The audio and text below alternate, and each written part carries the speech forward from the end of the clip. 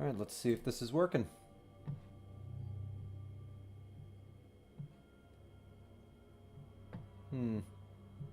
Oh, shit. Okay.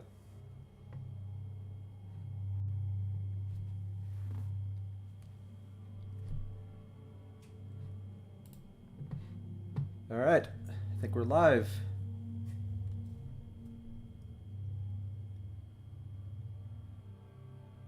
Oh, that's fascinating. Okay, that's only a little bit of a time delay that I'm seeing that. So that'll take some getting used to. Hello, everyone. If nobody's watching this at all right now, I mean, but hello. This is just me testing to see if the stream that I'm setting up even works. So, yeah. I'm going to archive it and then play it back to see if the audio sounds good. Right now I'm just going to fool around, though, play a Heroic Strike or two in Destiny, and then I'm going to go and check the footage.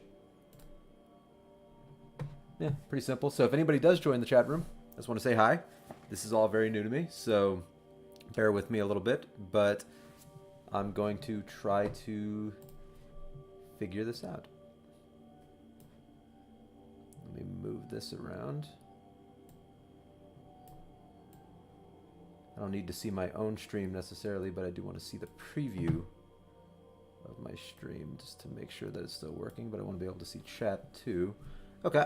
Not that anybody's in my chat. Like, literally, I'm talking to dead air right now. But yeah, I'm playing Destiny 2. I play a hunter. And I'm pretty much at the end of the current campaign that they got going on right now, the Solstice of Heroes event. There's not really anything left for me to do until the big DLC comes out. Forsaken, I think it's called. But, yeah, this felt like a pretty cool game just to test the waters and fool around. You know? Nothing too serious, just casual tomfoolery. Let's see, Heroic Strikes. Do I need anything on the tower? I don't think I do. So let's go to Heroic Strikes. The modifier is always important when it comes to these things because sometimes the modifiers just destroy you. Like there's a modifier where any enemy that punches you, you just die immediately, which is actually really hard. Alright, so they just don't get staggered, solar damage does a lot more, and my punches hurt them. That's good, because my clan name is the Face Punchers. Well, my buddy's clan name is the Face Punchers. I just happen to be part of that clan. Alright. So, I have an interesting little setup here that I've been toying around with for a few days, trying to get it to work, so I figure I might as well just talk about my setup while I do all of this, because it's therapeutic for me, I guess. So I have a Blue Yeti microphone right here that I got at Best Buy, and I'm actually really loving this thing. This thing is amazing. The capture rate on the audio blows me away. I got a Logitech C920 Pro webcam, so it gets good 1080 capture. It's not 4K, but I don't actually really care if it's 4K, so I'm not really much of a graphics guy. It's nice to have them, but it's not the end of the world if you don't. I'm playing on the Xbox One right now. I probably should have started with that and not playing PC because I'm a noob. I'm a pleb. I've always played consoles. Now that I have a good PC for the first time in my life, I might start playing some PC games, but for right now I still am a console whore. Yeah, my buddy hates me for that because he is a PC master race. Always has been, always will be.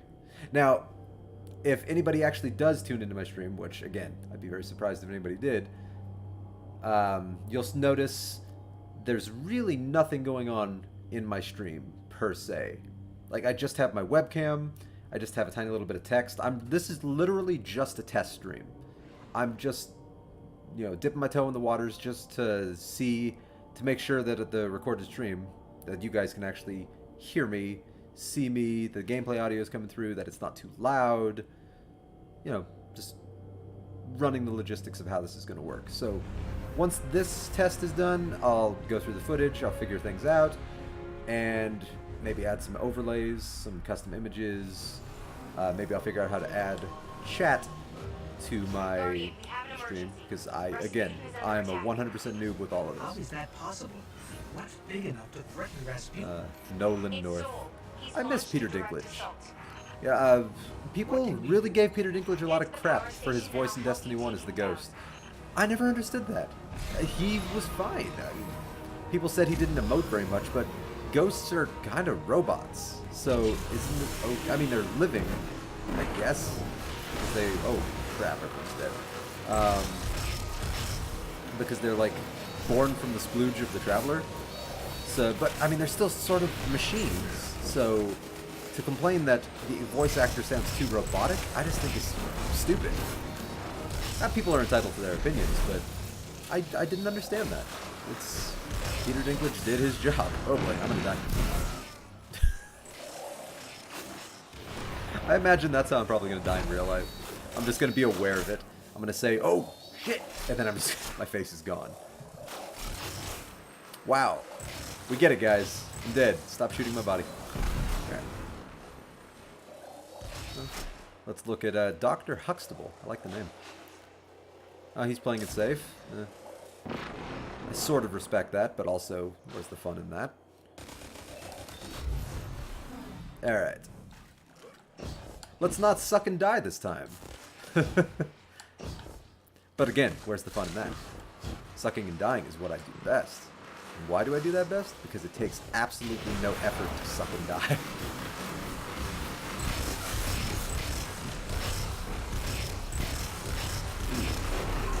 So on my new audio setup, this is all, I'm just used to using the speakers on the television. Everything sounds so meaty. I love it.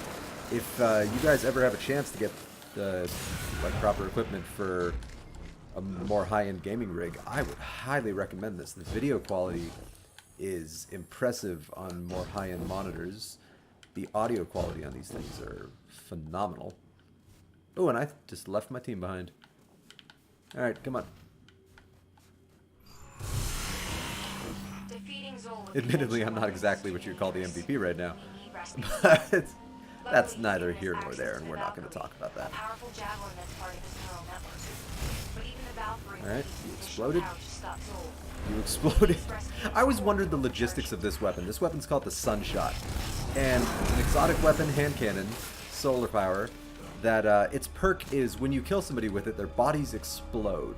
And what I always found fun about that is the science behind how that would even work. So it must release some kind of like virus into your body upon impact with the energy. Something that actually causes your body to combust. Like your blood would have to boil, something that caused your body to explode would not be something simple. So it's kind of a crazy weapon when you really think about it. Like, you know, in real life, if somebody shoots you, you don't generally explode as a result of it. Generally. Unless you watch an Arnold Schwarzenegger movie. Old Arnold Schwarzenegger movie, not so much a new one, because, well, he doesn't really make those anymore. Oh, no, no. Okay. Fuck it. I have my super. Some might call this a waste of the super. I would probably concur under different circumstances.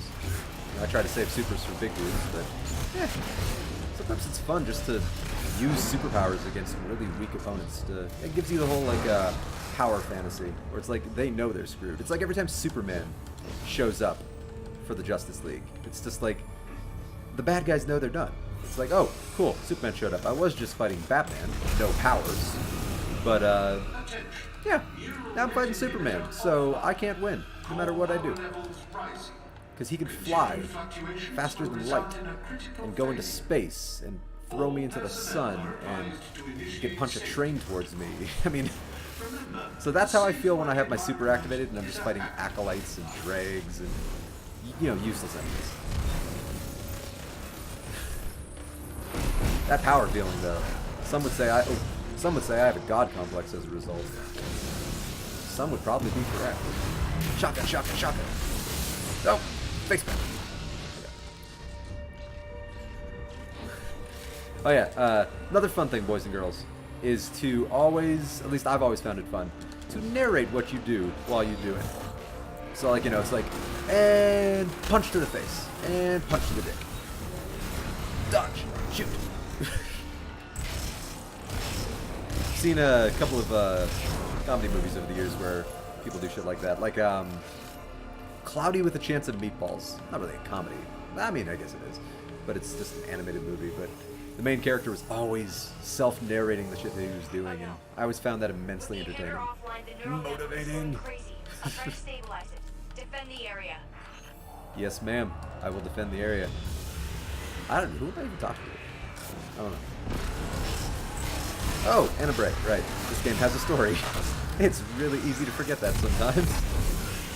It's so easy to forget because most of the time the objective is go to a place and shoot a thing. Oh. Oh. Oh.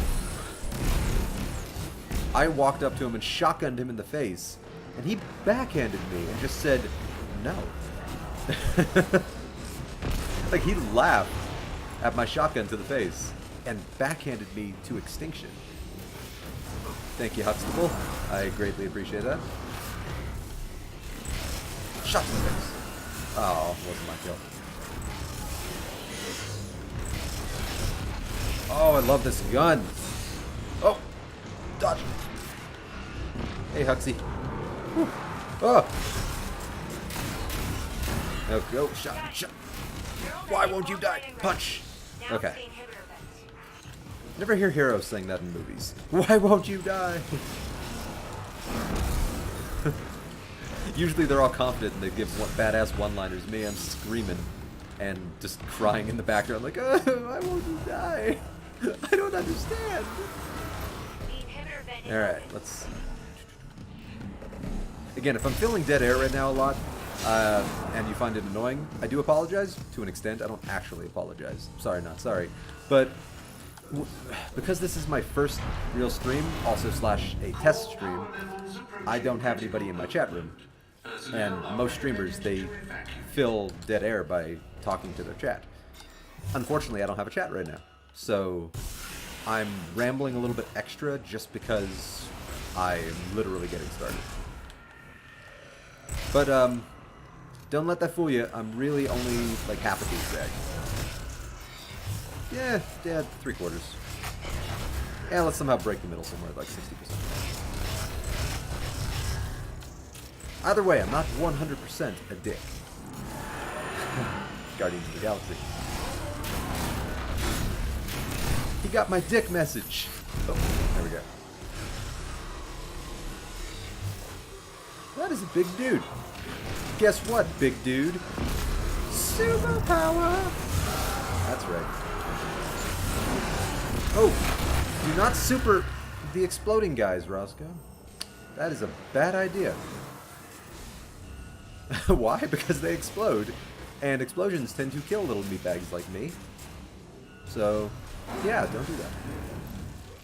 Oh, my inventory's full. Let's take a look. Yee! My inventory's full. So about this game, throughout 95% of this game, you're just picking up crap that you don't need. Literally, it wastes space. Early on in the game, when you're trying to raise your light level, all of this crap is incredibly important. But once you get to the point where light level is not an issue anymore, it literally just, it's time consuming. You have to break down your inventory constantly. I wish there was a button I could check where it's just, I could stop picking up blues, or blue engrams. Which, there are some people that would argue, yes, blue engrams are good for materials, you know, gunsmith materials, they're good for money, they're good for... well, that's pretty much it. But, money is not hard to acquire in Destiny 2, at least not in my opinion. Like, just killing things gets you money, and there are ghost shells that you can equip that get you more money. So yeah, money is really easy to acquire. And as for gunsmith materials... oh! Really use the Valkyrie. As for gunsmith materials, that was a scary teleport. I closed my eyes in one room, I opened my eyes, and a fucking knight with a sword is coming at me. I've had that happen to me 3 times in real life. Long stories. I'll tell you about them sometime. There we go. Shotgun to the face. Hero. You're welcome.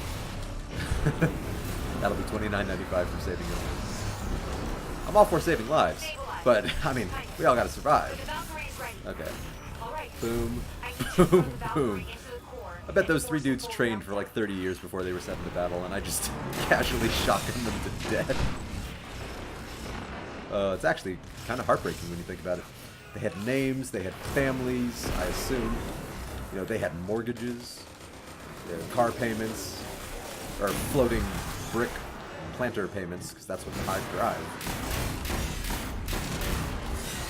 Punch! Okay. Face punchers. Punching some face punchers. I'm dyslexic and I'm verbally dyslexic right now. Probably because I'm a little nervous that this is a test stream. Even though nobody's watching me right now and there's literally no pressure in any way, shape, or form, I'm nervous.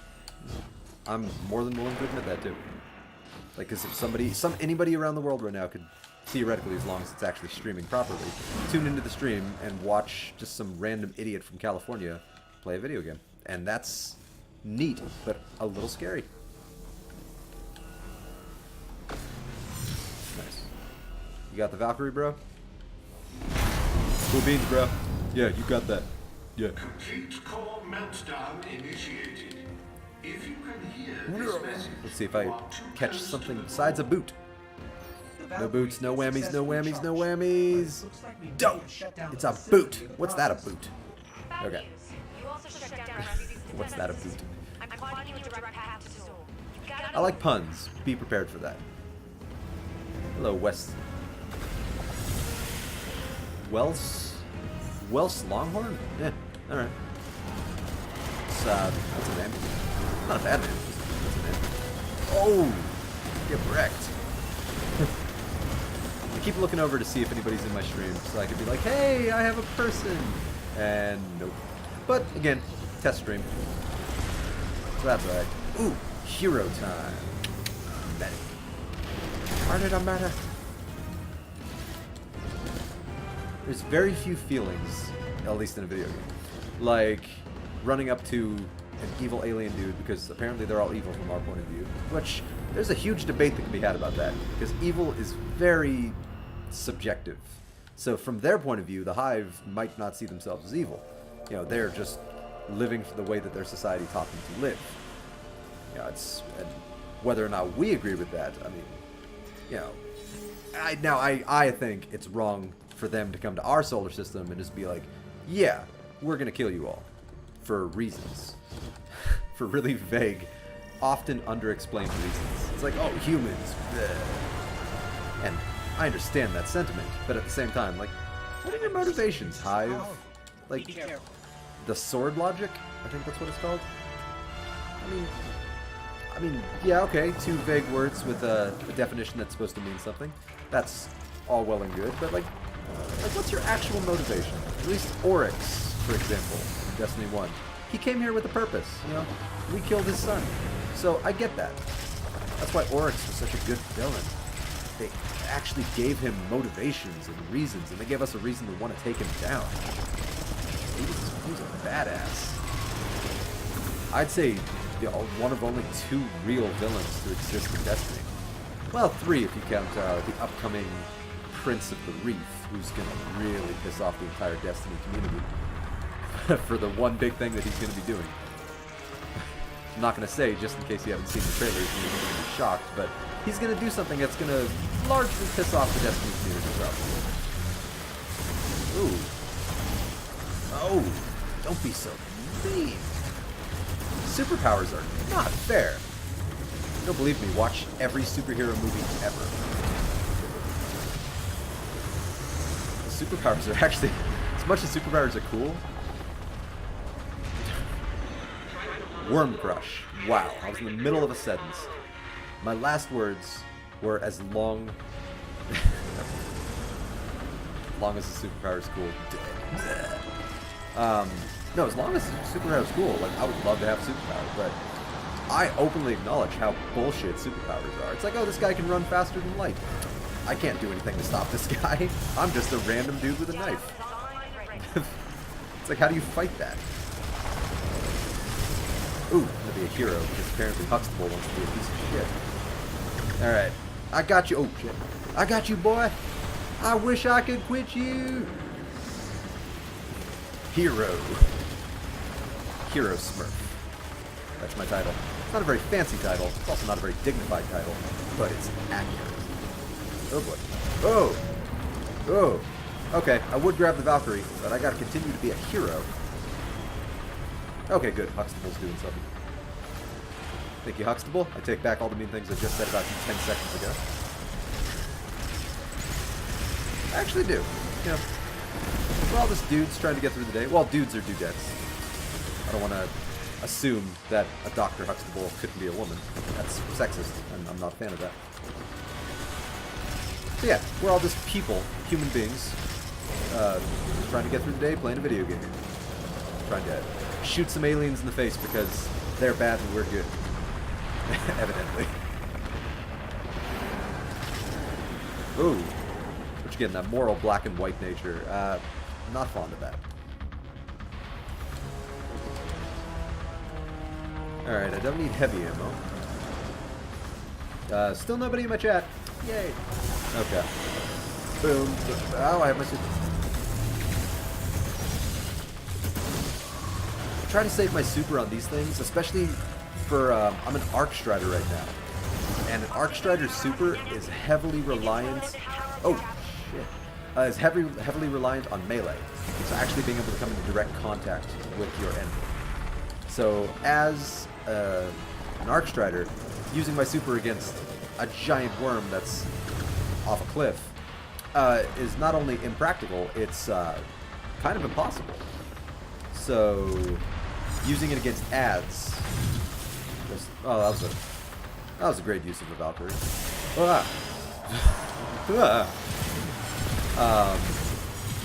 Yeah, using it against ads just makes a lot more sense. So an Arc Strider in this case is an ad. He cleans up the ads. Basically, he's a janitor. Nothing wrong with that. Dignified job. We all gotta do what we gotta do to survive. And if my job is space janitor, guess what? I'm still in space. So that's pretty cool. Ooh. Got my super back. Ah! That's how Kevin Bacon felt in Tremors. Although he didn't die. But still. What was that movie? Was it Christian Bale that jumped into a dragon's mouth? That's kind of what I just did right now, except instead of a dragon, it's a worm. Yeah, I just jumped into the dragon's mouth. I think it was Reign of Fire. Yeah, one of the biggest letdowns of a movie I've ever seen in my life. It was pimped as such an adrenaline rush of a crazy-ass film. Oh! Okay, don't punch the nuclear reactor.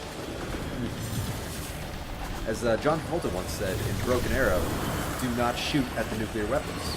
And I punched the nuclear weapon. Any day now, Huxtable. Thank you. Yeah, that's right, I had flaming rings. I'm the devil. I got you, boy! I immediately regret this decision. Those are a lot of big dudes.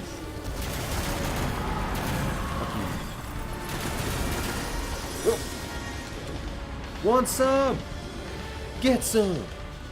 That's right, bitch. Oh! Oh, nope, I'm not teabagging you. I'm trying to dodge reload, but apparently I don't have my dodge. Okay, there we go. I'm trying to think of a good shotgun pun, but I can't think of one off the top of my head. Talk about hole-in-one. That's a Happy Gilmore line. It's not really appropriate for a shotgun kill.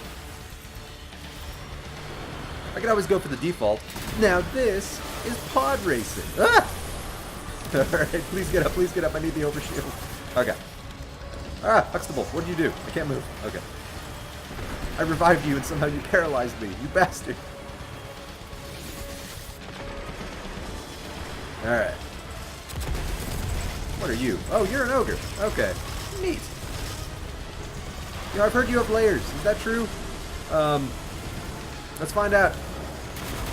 Oh, yeah, you had a fuck ton of layers. Shotgun to the back. Hero. Okay. Hello, worm. Oh, man, ads are not stopping.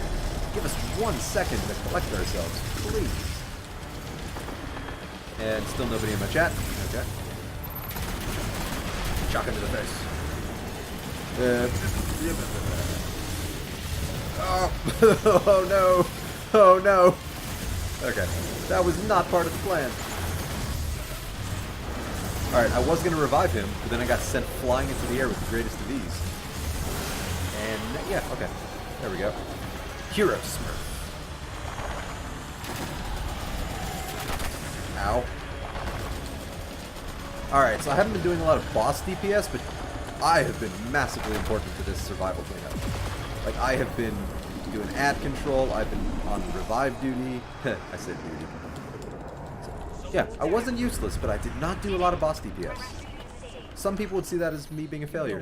And, yeah, I suppose. But on the other hand, fuck you.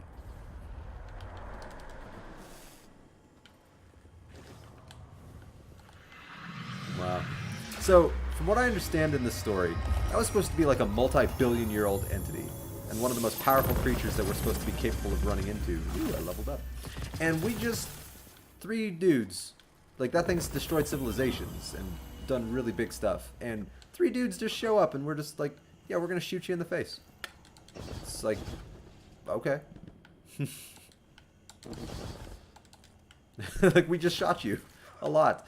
Why haven't any other civilizations tried this before? It's like, it was surprisingly easy. Granted, we are immortal warriors with literally nothing to lose, but... and we have superpowers. But still, we just showed up and shot you. So, you think other planets would go the Pacific Rim route and just blast you with everything they have until you're not moving anymore, if you were the big giant monster. It seemed to do the trick in Pacific Rim. Alright, so let's see. Why am I checking there? Wow, I don't remember the buttons to push. Alright, so that's the heroic strikes. Oh, there's a ramen shop thing. That's cool. Let's do the Crucible stuff. Or at least let's do a Crucible match or two.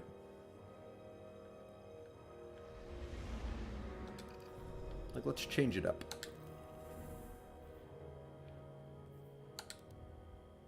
I mean, I don't need the milestones, not by any means, but... doubles? I was hoping for, not doubles. I was hoping for mayhem, because those are really fun. Alright. Now, for those of you who want, I mean, again, nobody's watching this, but if somebody does watch this on YouTube or something, for those of you wondering why I'm only Brave rank, I'm not a complete loser. I was at Legend rank, and I reset it to unlock some of the things that Shaq sells. So, yeah, I just reset it because I could. Like, I only grinded to get my Legend rank all the way up, so I could fully upgrade my Solstice boots. Yeah, Legend rank achieved, so that I can masterwork them.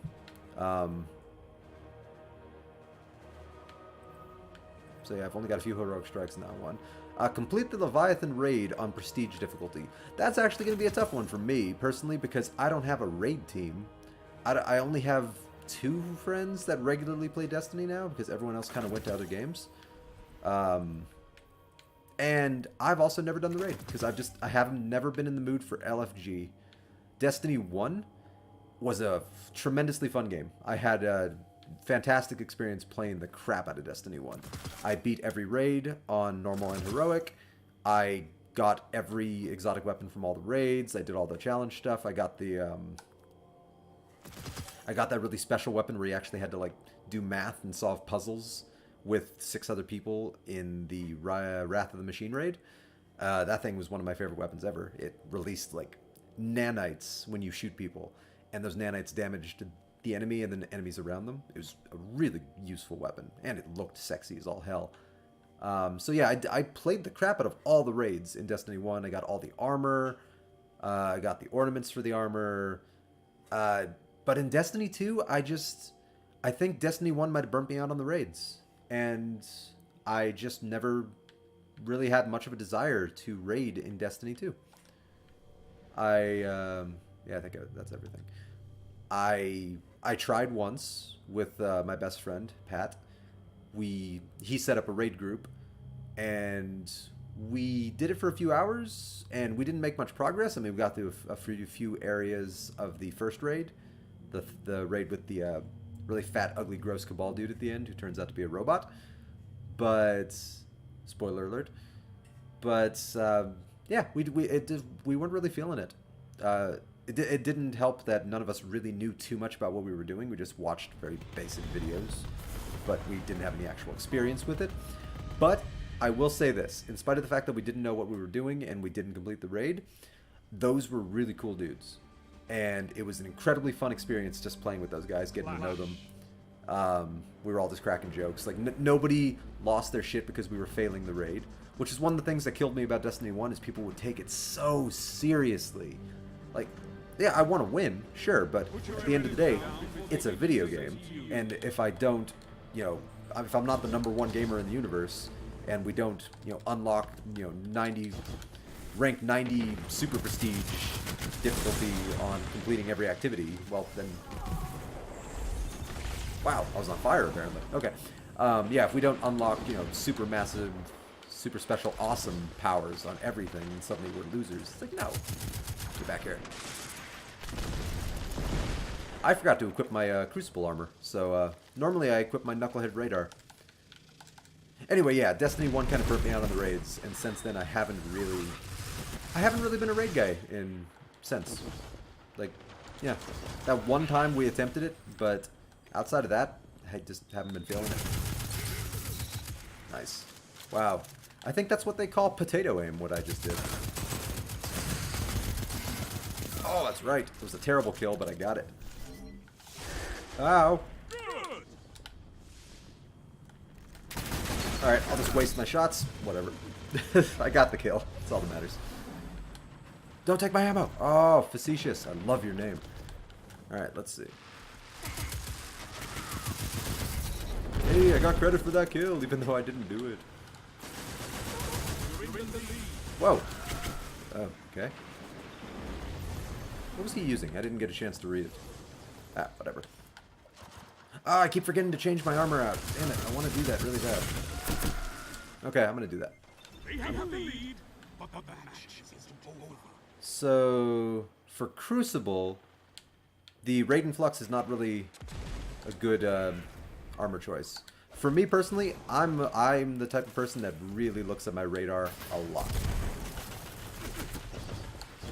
So, Knucklehead radar, for me, is invaluable. Just on a personal level. Nice. Say my name, bitch. Oh, shit. Say my name. Yeah, that's right. I'm crouching with a shotgun. I'm a bitch. Ah!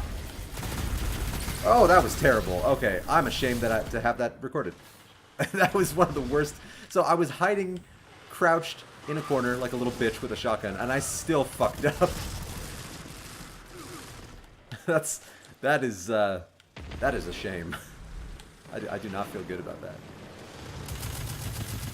Flank! Huh, where did you come from? Punch. Face punchers! Patrick would be proud of that one.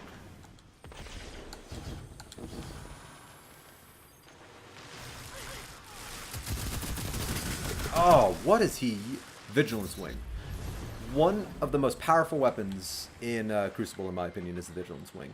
I used to destroy with that.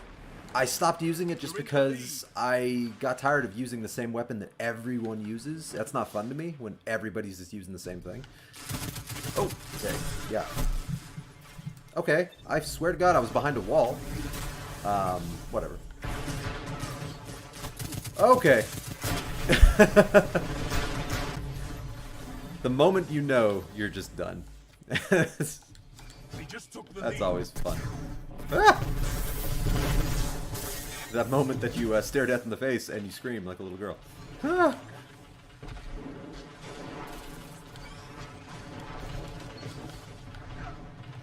Alright, come on, come on, come on. Okay, no. Back away, not today. Disco lady. Come on, come on. Where are you? I saw you on the radar. Oh! That was close. Okay. I mean, bip, bitch. I gotta pretend I'm confident. That's half the game. If you can convince people that you're confident, they're gonna assume you're confident.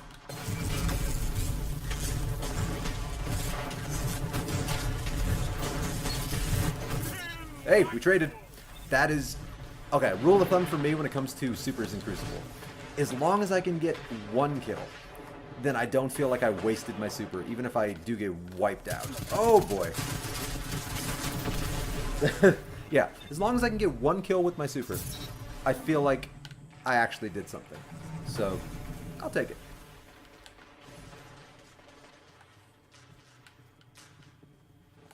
Ah! That moment you turn the corner and Static Shock is there. It's like an actual superhero is literally about to shove a lightning bolt up your ass. It's like, oh, I'm gonna go into this fight with everyone. Oh, you want me to fight Zeus? Okay, I'm just stunt demon number 2, but cool. Punch! Oh, that worked. Thank you, teammate. Thank you, Divine Sapphire. You just probably saved my life. It's a good gamer tag. There's a lot of shitty gamer tags on Xbox, but sometimes they're like, yeah, it's alright. Bullshit. Oh boy. Oh boy. Oh boy. Oh boy. Why are we fighting each other? I apologize. I apologize deeply for any audio or headphone listeners. Hopefully you're an audio listener. I apologize for any headphone listeners for my girlish screams. But I am a girl, apparently. So, not that men can't scream. Oh! Bip, bip! And knock, knock. Or, oh, what was that? Pop, pop, ah! I gave up. If I just started shooting immediately, I might have been able to get him, but I assumed I was dead because he had his super popped. Community. Pop, pop. That's what I was thinking of. Magnitude. If anybody's ever not seen Community, you should totally watch the TV show Community, because it is brilliant. The first 3 seasons. Yeah, the first 3 seasons are brilliant, and season 5 is okay. Season 4 and 6 are, well, they're television, that's for sure. Take that from... Oh! Oh! Oh! That poor Blade, or Arcstrider. I keep wanting to call them Blade Dancers. Oh! Oh! He popped his super. I'm gonna record that. Even though I'm already recording it, I'm gonna record that on my Xbox. He popped his super, and I just did what that knight did to me in the strike, and I just said no. Oh, you want to kill me with your super? Yeah, no, I'm not okay with that. Oh boy! Don't pay attention to me. I'm just a random guy passing through. I didn't shotgun your friend in the back at all. Okay. Okay. Oh, here's the part of the Crucible matches I tend to hate. It's when you just don't know where they are. When you don't know where they are, and the radar is kind of telling you they're in every direction, and then you look in that direction, there's nobody there. That's right. What's that you've got? What is that I've got there, Shax? I don't know. I do declare. Oh, this is suicide. Oh, I'll take it. I got a kill. I went into that knowing that what I was doing was stupid. So, yeah.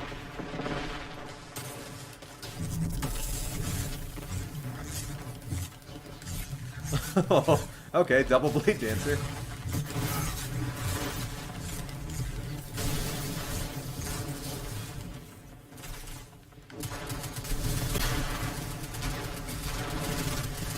Oh, I got another super kill. That's awesome. Oh, I didn't get to emote, showing that I don't care that we lost because I'm just having fun. Guardian. This battle is That's the thing a lot of Destiny players would absolutely hate about me, is I just play to have fun. Like, I don't take it too seriously. Like, I got 21 and I was 5th on my team. That's crazy. That means our team was doing good and we still lost. Ah. We also lost because I'm an idiot and I tend to do the suicide plays even knowing they're suicide, just because I'm going to have fun doing it. This is why I don't play competitive, because I make decisions based on impulse and emotion, like most human beings. And I laugh too much about most everything. Yeah. And now, okay. So, if anybody ever does watch this on YouTube or on my stream archive, because this is my first stream, so, you know, who knows, if I ever actually get people watching, they might actually go back to my first stream. But tell me your opinions on whether or not you think Destiny, the worst part about it is the loading screens and the wait time to load into activities. It's gotten better, in Destiny 2 anyway, since it launched, because it used to be really terrible. But I still find myself so often just floating in space, just staring at the evaluating Guardians symbol. Just like I'm still at 1 out of 12. Oh, 9 out of 12. That's a jump. But then I've also had to go from 9 to 12 to back to 1. Which, it's like standing at the DMV and you're waiting for number 47. And they get from 41 to 45 to 46. And then they go back to 42. And you're just like, what are you doing? It's like, come on, man. Just call my number. I gave you the money, Destiny, or Bungie. Just let me play the game. But again, that's just me complaining because I get it. You know, shitloads of people are playing the game. There are server issues. You know, everyone's got to get match made properly. So I get it. I just like complaining about things. It's unfortunately kind of the American way to complain about things. But I think it's important to also realize that it's stupid to complain about those things, but to still complain about them. Just acknowledge that, like, yeah, I have no real basis to complain about it. I just choose to, just to vent. You know, it's therapeutic in a way. Chat room is still empty.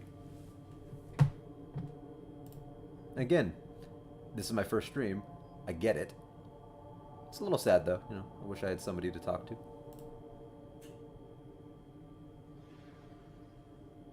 Okay, I have a couple of notifications, but nothing important. Also, if anybody does watch my stream right now, they would notice immediately I've done almost nothing with my profile. I still haven't uploaded a picture, just haven't gotten around to it. I've been so focused on doing my stream setup that it has not even been a consideration of mine. Like, I figure I'll just do that later when I have the chance. But yeah, my stream setup, I'm dual monitoring right now, so I've got my main gameplay straight ahead of me with the Xbox, using an Elgato to funnel the video through my desktop into the monitor, and then I've got my computer monitor over to my left, smaller one, cheaper one.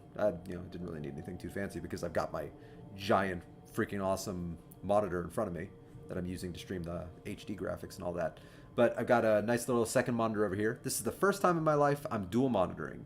I'm actually really excited about it because I've never been cool enough to dual monitor, and it's just cool. Like, there's no other way to really word that. It's just like, you feel much more legit about everything you do on the computer if you have a second monitor set up. I don't know what it is about it. It's just the fact that you have to go through the extra effort and you have to have the equipment, you know, powerful enough and strong enough to actually be able to handle a second monitor, and it's pretty cool. And then I've got my Xbox One over here on the left. Got a laptop here for, you know, just random purposes, like internet streaming. Not internet streaming, like messaging, different messaging services besides Twitch, because I'm branching out on all the messaging services. Wow, they got over here fast. Wow. I literally just fought a god. I think I fought Thor. Zone B captured. You have zone advantage. There we go. PV Thuggin. Interesting name. It's not a bad name. It's an interesting name. But yeah, I have a hell of a setup here, and it took a long time to figure out the logistics behind a lot of this for me because I've just never done it before, and I've never been much of a PC guy.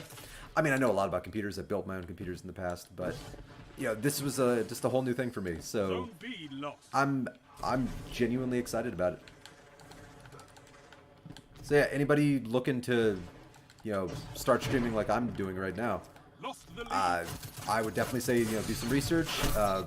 Be willing to, if you have the money to spend, drop a little bit of extra money to get the higher quality equipment. Like I said earlier in the stream, and I'll just reiterate, because I'm trying to fill dead air and I have nobody to talk to in my chat. I got a Blue Yeti microphone, which records really crisp and nice audio, and also has options to filter out some of the natural background noise that microphones can often just pick up. Oh, this is a one-sided match so far. Yeah, but the Blue Yeti is amazing, and not only do I love the way it looks, which it looks beautiful. It looks like those classic radio mics that you would have seen back in the day, like in the 1960s disc jockey. Good morning, Peoria. You know, but I don't know, just something about it. The quality on it is just beautiful. I have no complaints with it so far. So I would highly recommend Blue Yeti. I got the Logitech C920 1080p webcam, which so far, from just everything I can see on the test recordings I've done, oh crap, I'm really not paying that much attention to the match right now because I'm so busy talking to myself. Like just everything I've been able to see so far, it's oh crap, that was embarrassing. Are they all on a fire team? No. Okay, so I feel even more embarrassed that we're getting so owned. Alright, I'm gonna actually gonna focus a little bit for a second. Crap.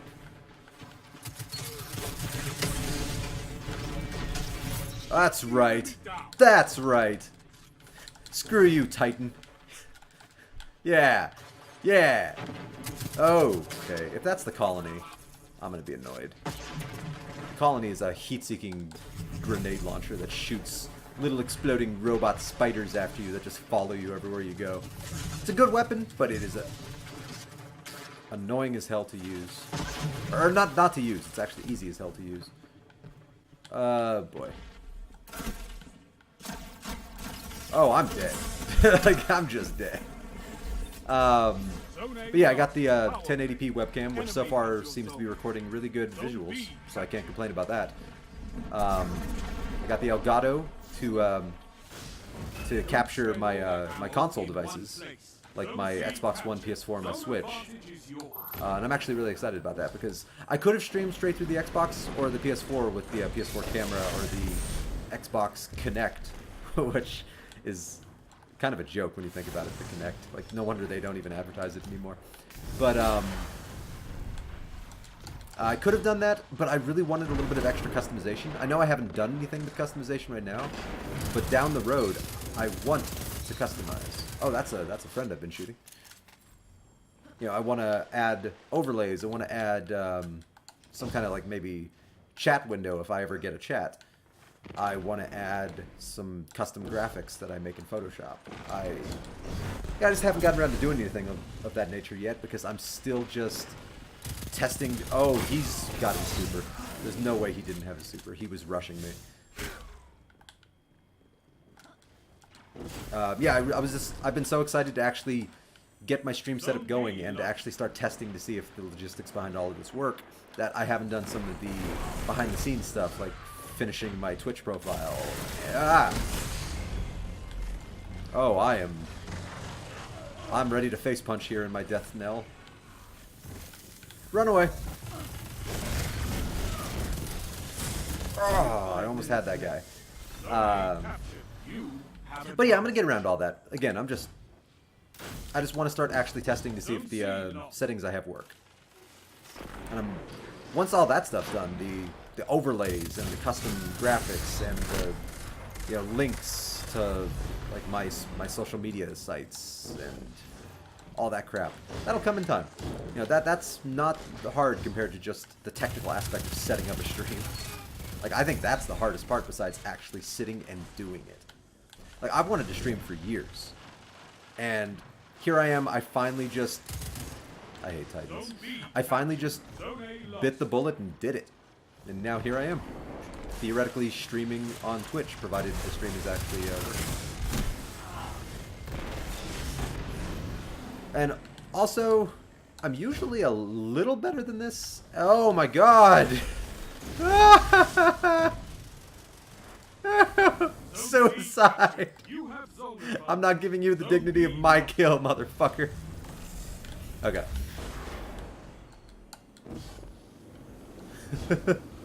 Is that petty? You bet your goddamn ass it is. But guess what? I'm petty. Where is this? Oh, I'm not even gonna get a kill, am I? Okay, I feel better. If I didn't get a kill, I'd be bummed out. Because popping a super, it sucks when you don't get a multi-kill, but as long as you get something, then it doesn't feel like you wasted it. Zone B lost. Oh, that's right, bitch. You captured Zone A. And run away! What are my other emotes? Dancing, dancing, dancing, dancing. Oh, I got cocky. If he has a grenade, I'm dead. Okay. 3 minutes remaining. Oh! Oh! Oh! Oh. Hello, hello, governor. That's right. Okay. Yeah, also, I can't do accents. So if you might have noticed, that didn't sound good. And I apologize. Sort of. Sorry, not sorry. Usually when I say apologize, I don't really apologize unless I actually did something legitimately bad. But usually I just say it as a courtesy. Like, yeah, I'm sorry. Sure. Now, if it's something serious, you know, something that actually matters, and I am on the wrong, or in the wrong, I will legitimately apologize. And I'll even emphasize, like, yeah, I'm not just saying it.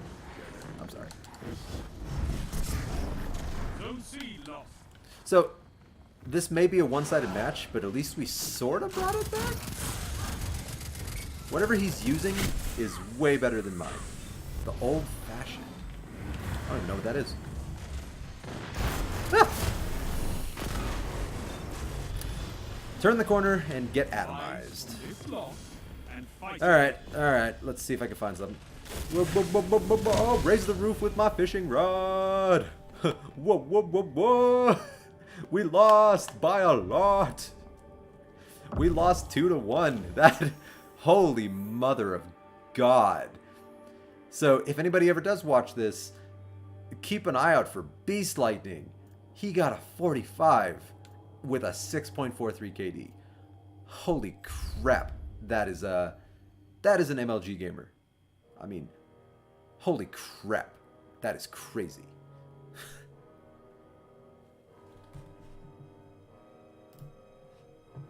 Alright. Still nobody in my chat. Again, I'm not surprised. You know, who am I? I'm a nobody. I'm hoping to change that. You know, maybe like a year down the road, maybe I'll have like 10 or 15 people that actually watch me. That's kind of the hope, is that somebody enjoys this. I'm a little bit different from a lot of people you might see stream, where my goal in this isn't to actually make it into a career.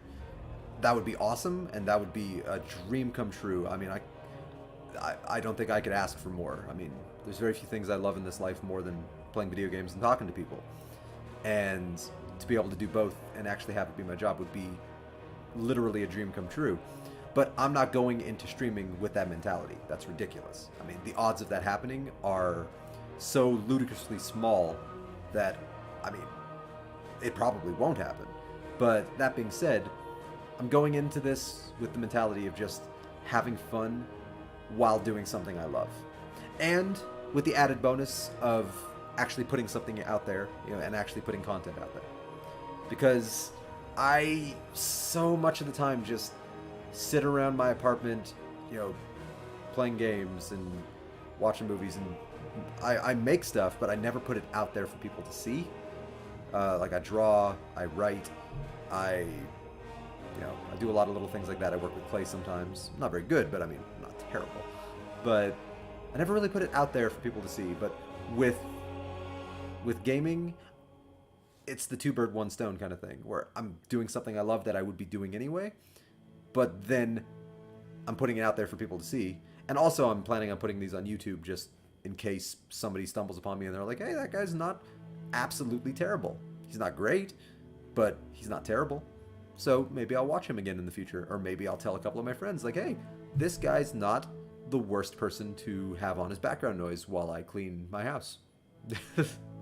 And if I ever get relegated to the area of background noise, I'm okay with that, because a lot of times I put on Twitch streams for background noise.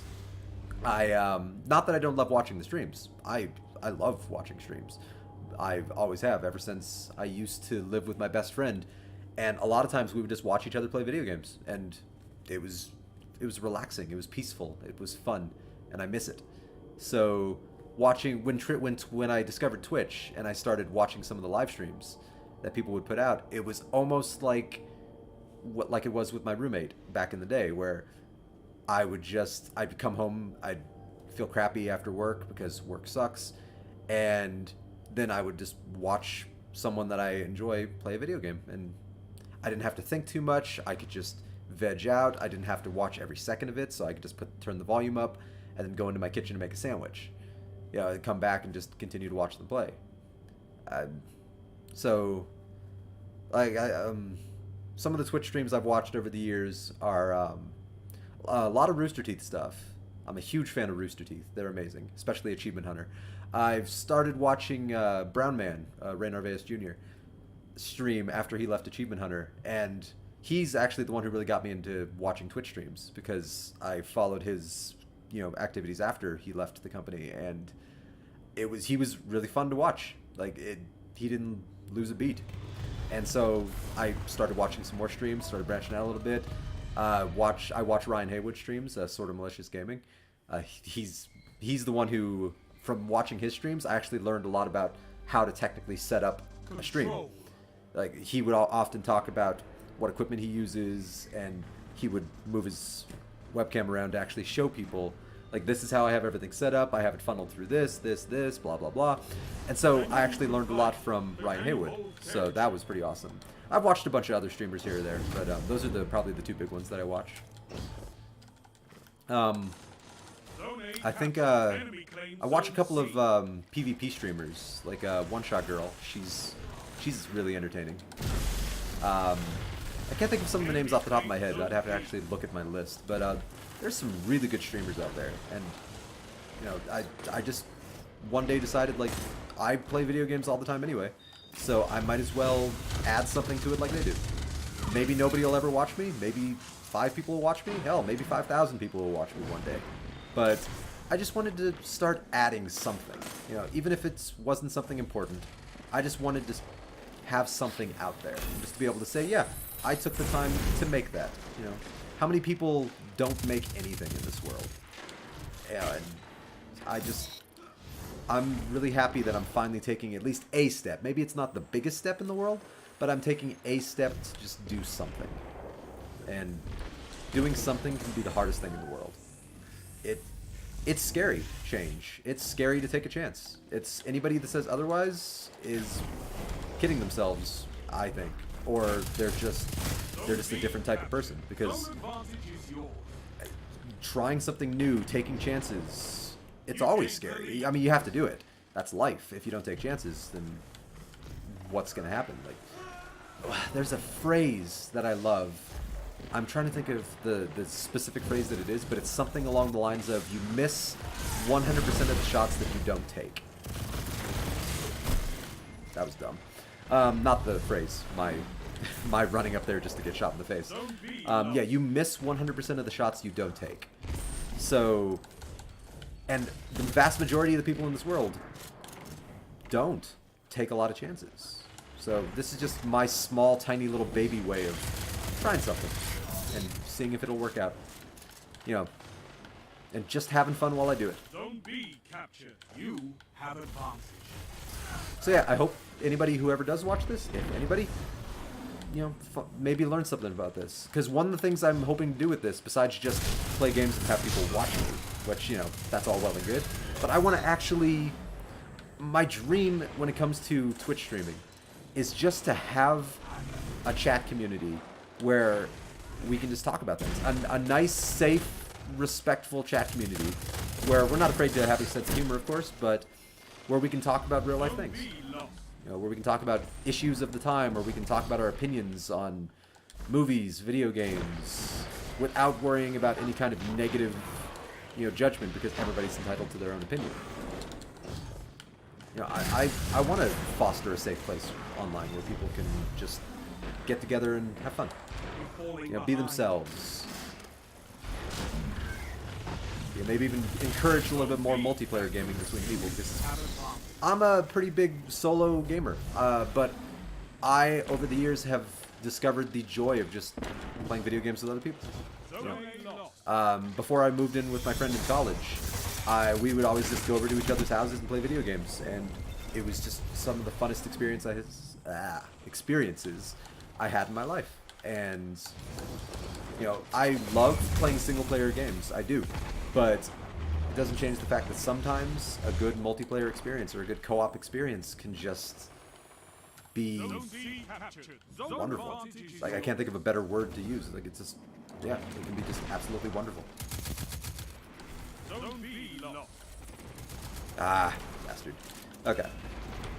But yeah, I would love to have an actual Twitch chat that I could talk about these kind of things with. You know, we could just talk about our days, or we could talk about the big gaming controversy going on, like when No Man's Sky came out, for example. It's like everyone was like, wow, this game is not what was advertised. I hate those games. Like, I would love to have added my 2 cents in on that. You know, or any kind of gaming. Oh, no, no, no! Ravioli, you bastard. Okay. Where'd he go? That sucks. But yeah, there's just a lot of things I would love to just... I want an open forum. You know, that's pretty much what it is. Just where people can be themselves, voice their opinions without worrying about, you know, being shit on just because they have a certain opinion. Now, keep it respectful, you know, or you will get your ass banned. That's my plan. You know, just treat everybody like a human being. You know, treat them how you'd want to be treated. You know, you can... If you know the person that you're talking to and you're saying, like, fuck them shit, you know, as long as they're okay with it, you know, fine, whatever. But, you know, if you're talking to some random person and you're just suddenly shitting all over their life, that's not really very respectful. I've never liked when I've seen things like that happening. You know, we're all just people trying to get through the day. Some people are less good. That's a terrible way of wording it. Wow. And I used to be a writer. Some people are just not as good as others. You know, some people are just more ignorant, more closed-minded. But there are a lot of intelligent, compassionate, empathetic people in the world who have things to say. And even though the internet is everywhere, and there's 100 trillion chat rooms and 100 trillion venues to voice opinions, sometimes I still feel like there's so few areas to really get your voice out there. I'm not saying that's the case, I'm saying that's what it feels like sometimes. And that's sad. So yeah, again, I'm not really paying the kind of attention I should be paying to a PvP match. I'm really just getting lost in conversation here, so yeah, I don't usually suck this much. I'm not saying I'm MVP or MLG or anything of that nature. Like, I'm not the best gamer in the world, but I'm also not bad. Like, I'm better than this. Usually. When I'm actually trying. Oh, I have a super. Oh, that was the worst super pop ever.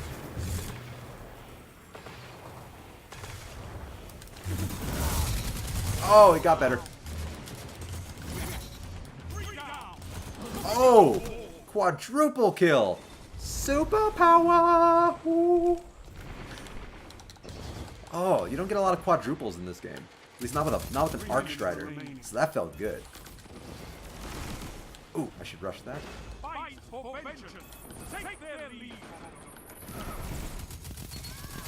Oh. Okay. Now I'm actually sort of paying attention. Face punch. Okay, I'll take it. Oh god, we brought the score back. When did that happen?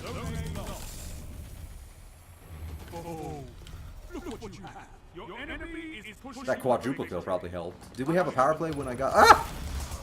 When we got that quadruple kill? Yeah, I girlishly scream. I should probably change my Twitch name to, like, Girlish Scream Gaming or something. Girly gaming. Yeah, but that's a little sexist though. Like, what does that mean? Girly gaming, you know? We're all people, you know? Men and women, you know, there's no... I don't like stereotyping anybody into a category. It's not something I'm actually a fan of. So, you know, like, if a man wants to scream with a higher pitch, whatever. Cool.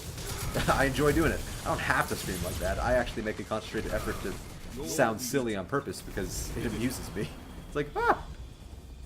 Okay, I want you all to look at that score real quick. We were down by a lot. And somehow magically towards the end of the match, we actually bridged the gap. So we may have lost, but it wasn't a blowout. We didn't lose by 100 points. So I take pride in that. The fact that we weren't just dominated. I wasn't exactly MLG, but I got 16. It's not terrible. I'm actually really okay with that. But, it's not exactly number one in the match. Let's take a look. Alright, still nobody in my chat room. I have one person watching me. I wonder if that's counting myself. Because technically I'm watching my stream. So I bet you anything that's counting myself.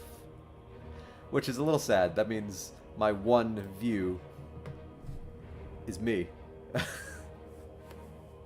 Alright, well, as they would say in the adult world, that's a number we can build on and maybe do something with one day. So ideally one day it won't just be myself. Just a thought. Now again, if there is somehow somebody viewing me and they're just tuning in, I mentioned this earlier on when I started the stream, you might notice that I don't actually have a lot of stuff set up in terms of like overlays on my stream.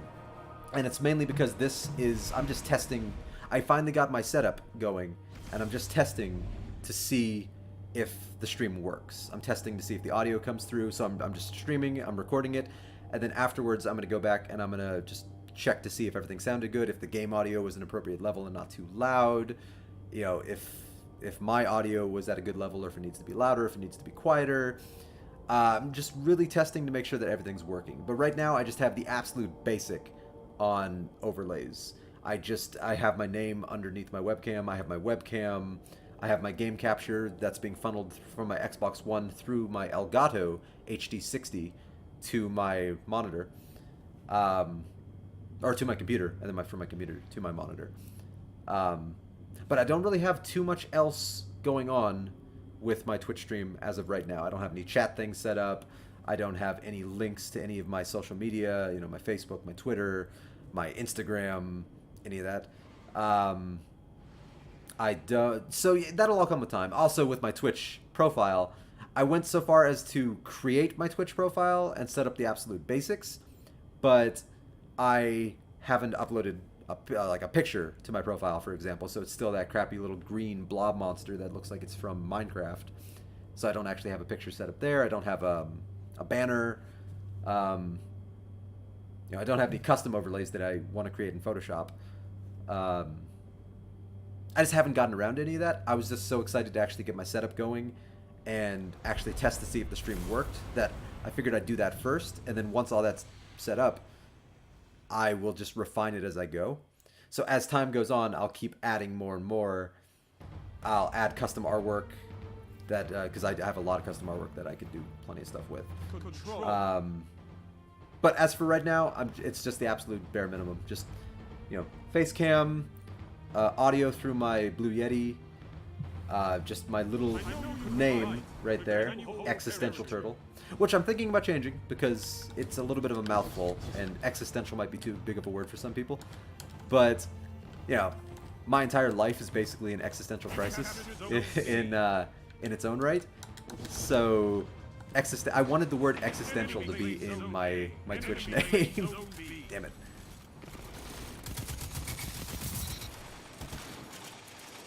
Okay, let's see. And I absolutely adore turtles. They are one of the greatest animals to ever exist in the world.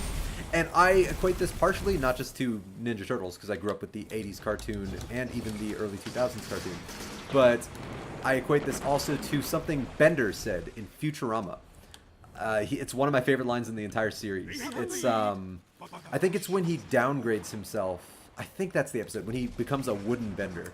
He's leading a rebellion against technology, even though he's a robot, and it's the most ludicrous thing ever. But he downgrades himself.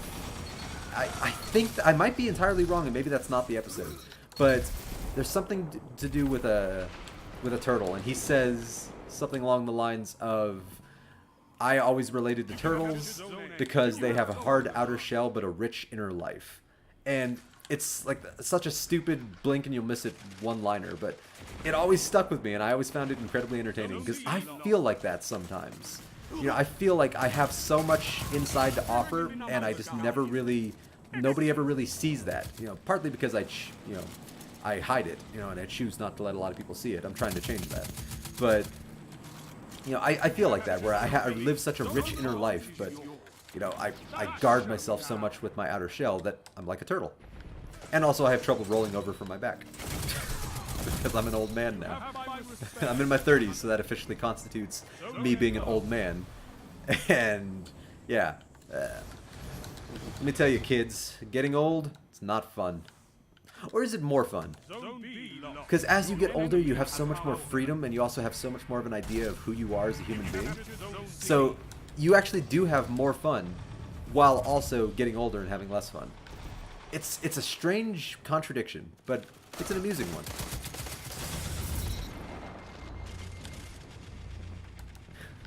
But yeah, that's sort of the temporary origin behind Existential Turtle, and again, I am very heavily thinking of changing that, only because I don't feel like it rolls off the tongue very well. And if I ever do plan on maybe doing this on a larger scale or on a more consistent basis, and I actually want, you know, any kind of fan base or viewer base, it always works when people can just, when it rolls off the tongue, when it's just like, oh yeah, that gaming channel. It's like, I love that guy. It's like, yeah. It's like Existential Turtle. It's like, well, that's a lot of that's a lot of syllables. Existential Turtle. So yeah, it's like, does not exactly, you know, cannot be said casually.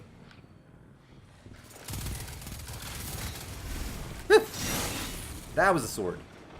Killed me with a sword, Mal. A freaking sword. That's a quote from Serenity.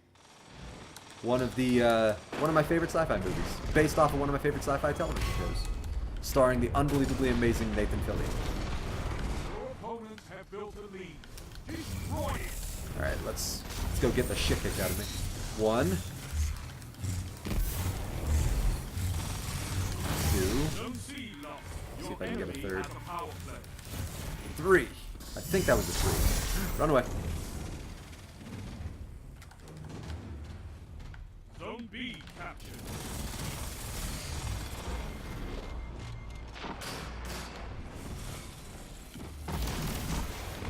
Okay, I don't like being here. Zone C captured. You have advantage. Zone B lost. Oh! Face punch! Face punch! Even though I punched you in the back. Whew. There you go. Yeah, I like my kill sound. Ooh! It's like I found something at a swap meet. Ooh! It's the sound I make when I'm at a garage sale and I find something really cool. It's like, ooh! You're selling that for how much? I'll take it.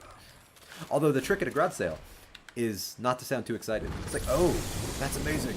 No, you don't want to do that. You want to say, like, oh, you're selling that for, I'm just going to stand here, I'm dead. Oh, you're selling that for $5? You have to pretend like you're not excited. It's like, oh, will you take 3?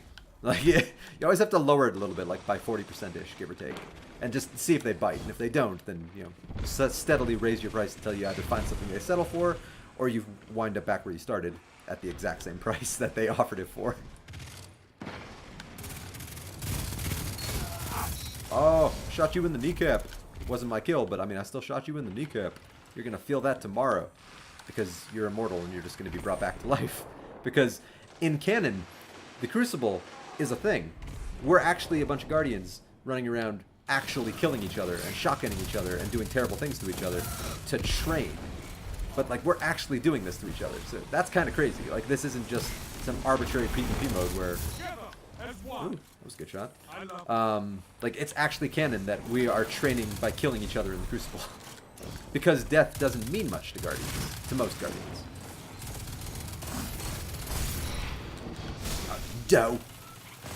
Oh. Zone B captured. We could always go for the bow route. Homer Simpson doesn't say bow. He says, look at the script, dough. One of my 20,000 favorite Homer Simpson lines. Although that was a Monty Burns line, not a Homer Simpson line, but I mean, from The Simpsons. It's Monty Burns. It's Mr. Burns. To friends he's known as Monty, but to you he's Mr. Burns. Burns. Burns. Dough. For you kids, or modern people, who've never seen old episodes of The Simpsons, in my personal opinion, they are absolutely the best episodes of The Simpsons. Like the first 8 or 9 seasons, you know, because we're, what, on season 30 now? Yeah, the first 8 or 9 seasons, so many episodes just felt like instant classics, and they were very quotable and very memorable. And, I mean, the show still has its moments, but it's just not, in my opinion, what it used to be. Like, so, if you've never seen the older seasons, I would highly recommend giving some of those a chance, because... wow. Because it was a... back in the day, it was just amazing. Like, it was the show to watch. Not just because I was a kid and I loved cartoons, but it was... It could be intelligent and thoughtful without going down the stupid route. Like a lot of cartoons often do. Am I not going to get a kill with my super? Okay, I'm running away. That was terrible. I don't know. It would tell some serious, genuine storytelling, while also not losing the fact that it's a dumb cartoon. But like, they would actually get into some emotional territory there with like relationships and, you know, like a lot of relationship stuff, but just life problems and family problems, children problems, you know, marriage problems. The show could be pretty heavy sometimes, you know, life crisis problems. And I always respected that, you know, a cartoon that could be a silly cartoon. Wow, I just... Am I on a killing spree? That's... So, I'm doing better when I really, literally don't try. That's a contradiction. I like when media can be silly without losing the heart. You know, make a dumb show, but have something of substance in there to balance out the stupidity. Nice! After the death, grenade kill. Dodge this, motherfucker. Excuse my language if you're a kid, but, you know, cussing is part of the world. And, you know, in spite of what a lot of adults will say, it's fun to do, in moderation. Please don't make every word a cuss word, but in moderation, yeah, cussing's fun. You know, part of it I think is because of the taboo that parents put on us as a kid, or when we're kids, a lot of us anyway, where it's like, oh, you can't say that because that's a no-no word. That makes us want to say it even more. Like, so you repress us for all those years, and then suddenly we're adults, and it's like, now we can cuss. So now we're just going to do it even more. It's like, you know, thanks for that. No, just, I don't think there's anything wrong with cussing as long as it's in moderation. Don't make it every other word. Don't say anything too particularly bad. There's wiggle room. But, you know, keep it in moderation.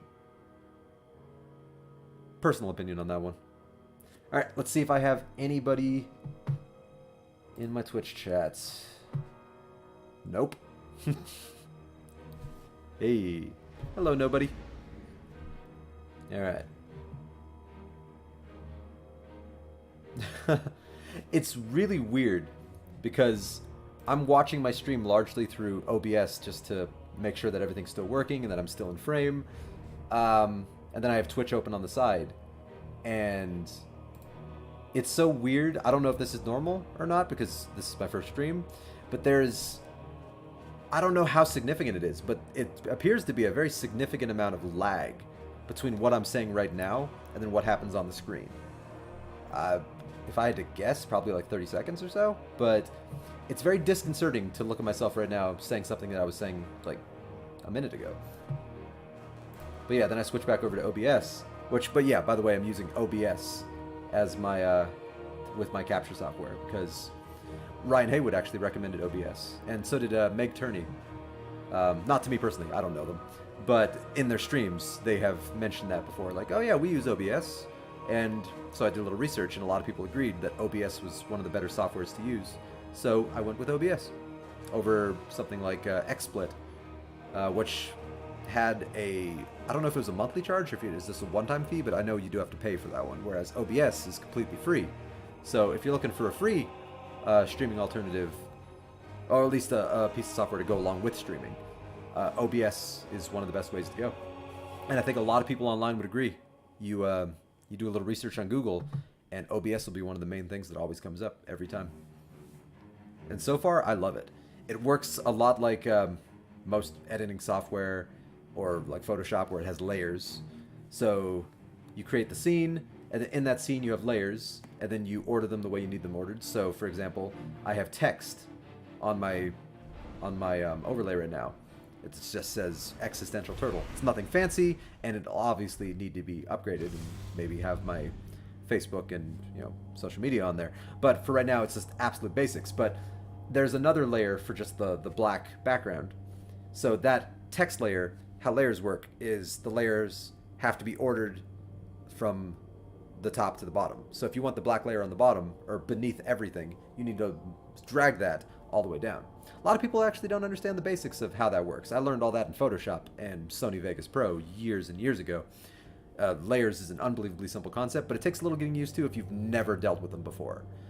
But like I have my text all the way in the very top because it's just the thing that's going to be above everything else. I have my webcam video above the black background. I have my Elgato video above the black background. Or not my Elgato video. I've got my Elgato video actually below the black background because that's the game video. I've got my Logitech C922 Pro webcam above my black background. So it's just you have to layer it how you would actually want it. Whoops. It's like making a sandwich. Everything always comes back to food for me sometimes. So it's like making a Sammy. You layer the bread, and then you have to figure out what the next layer you want it to be. So it's like, okay, now I'm going to spread the mayonnaise, and then now I'm going to cut a slice of cheese and put it on there. So the cheese could be the webcam video.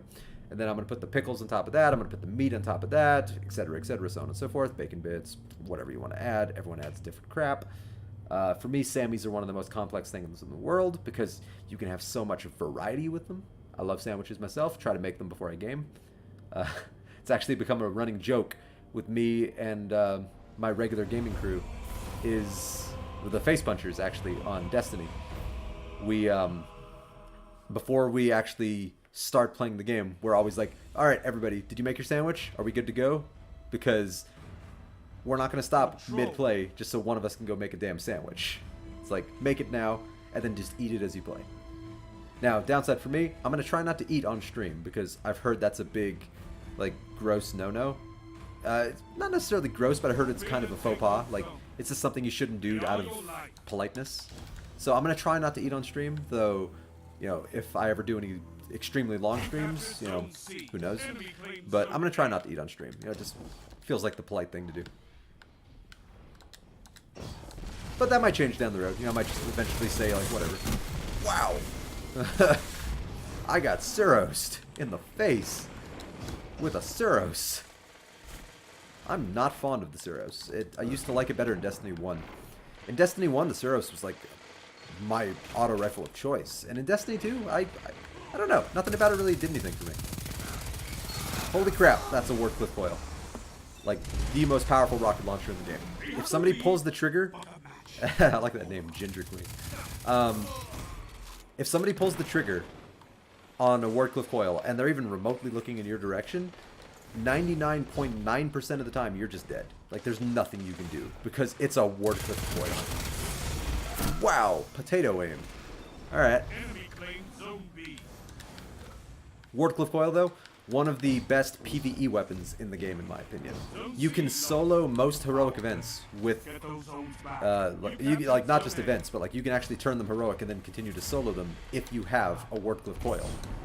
You just use the Wardcliff coil on the big objective marker that you need to turn it heroic. So, for example, on Earth, there's a Glimmer Drill that the Fallen bring in, and you have to destroy like little Glimmer Drill nodes that pop up on every single time it moves. as long as you aim it right, you generally can take out one of those nodes with one single shot from the Wardcliff coil. Whereas it takes a full clip with a shotgun. You know, it takes a lot of concentrated fire with kinetic weapons. You know, either just in multiple clips with one person. What? Lame. Okay, I was running down there. I think I'm experiencing a little bit of lag. Oh yeah, I'm contacting Destiny 2 servers. So that was... Hi, I finally have proof that that wasn't my fault. Lag. I'm not just saying it because I suck. I do suck, but I'm not just saying it because I suck. I love when I actually get validated in that regard, and it's like, yeah, it really wasn't my fault. Okay. But yeah, Wardcliff Coil. It can solo most public events. There's a Cabal excavation drill. I think that's what it's called. Where you have to shoot vents in order to damage it, and then it summons a big giant Cabal dude that everybody just has to kill. And one shot from Wardcliff Coil can generally destroy any of those vents. So a Wardcliff Coil means that if you don't have a bunch of people doing concentrated fire on various objectives in a heroic event, you can still turn it heroic by yourself. Like, it's not difficult. So, yeah, Wardcliff Coil is a really powerful, really useful PvE weapon. I'd say the biggest downside with it is it's frighteningly easy to kill yourself with the Wardcliff Coil. Like, just accidentally. You can be great with it, but the way it fires in almost a burst mode for a rocket launcher makes it very easy to accidentally, like, pull the trigger here, for example, and then... okay, I'll show the example in a second. I got killed by Lex Luthor? Wow, I'm honored. Wow, I'm getting some serious lag. So yeah, for example, I could fire the Wardcliff Coil right here. There could be a dude right there. And if I'm strafing, moving side to side, I'm never going to be able to demonstrate this.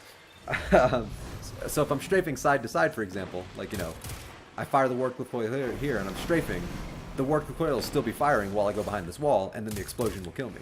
So it's really easy to forget the fire rate on the Wardcliff Coil, and to just pull the trigger and just instinctively strafe side to side and then accidentally kill yourself.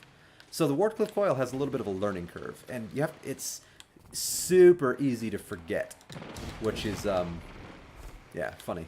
It's actually funny more often than not, where it's like, oh yeah, I'm using a Wardcliff Coil and it fires like that. I should remember that. Oh, you hate to see that. That's unfortunate. By the way, this weapon that I'm using right now is probably my favorite legendary auto rifle in this game. I will show it off here in a minute. Oh boy. But I adore this weapon. Actually, the reason I stopped using the Vigilance Wing as my main kinetic weapon in Crucible, because the Vigilance Wing is amazing.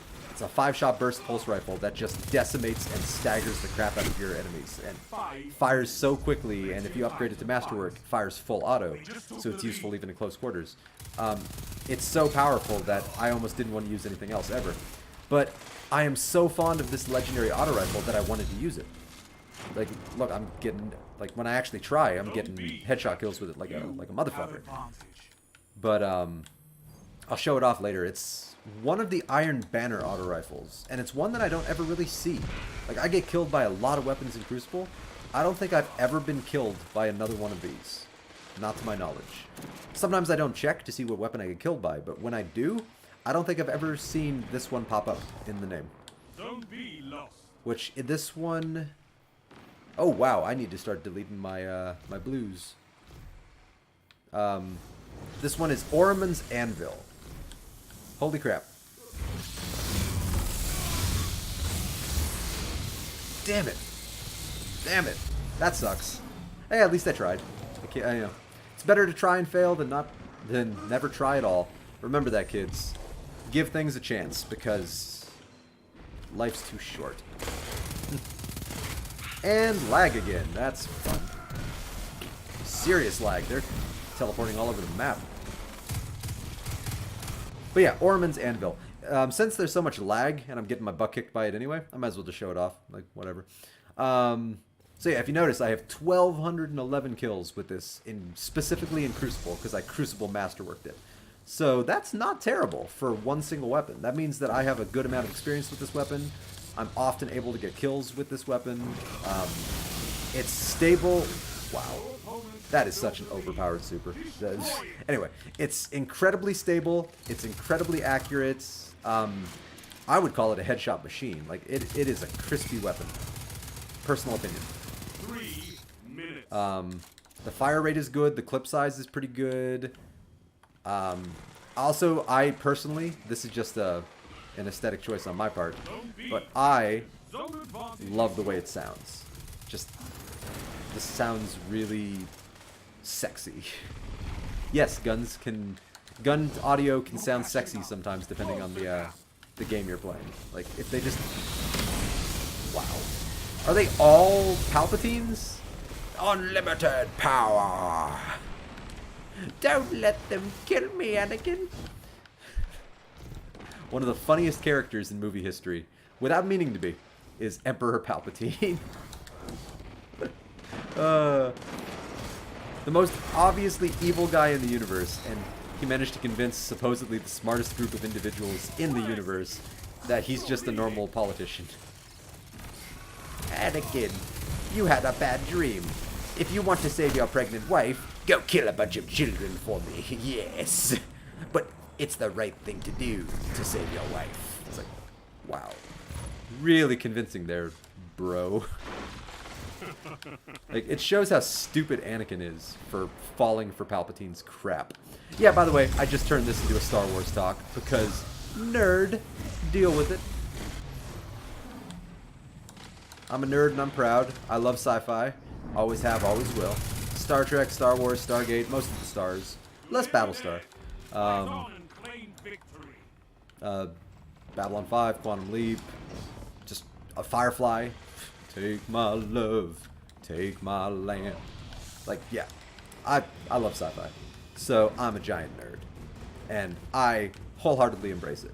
Because you have to be who you are. You know, to deny who you are, it's sad. It's almost suffocating. There we go. Oh, hey. Got my Crucible milestone. Sweet. Did we win? Oh! We won! Wow. I have lost so many matches today. I just assumed we lost. So, we won! Why is everybody getting 41s? That is crazy. I rarely ever see people get past the 30s, and today I've seen like 5 people get 40s or something. What are they using? Nameless Midnight. Oh, big shocker. Somebody's using the Graviton Lance. That's original.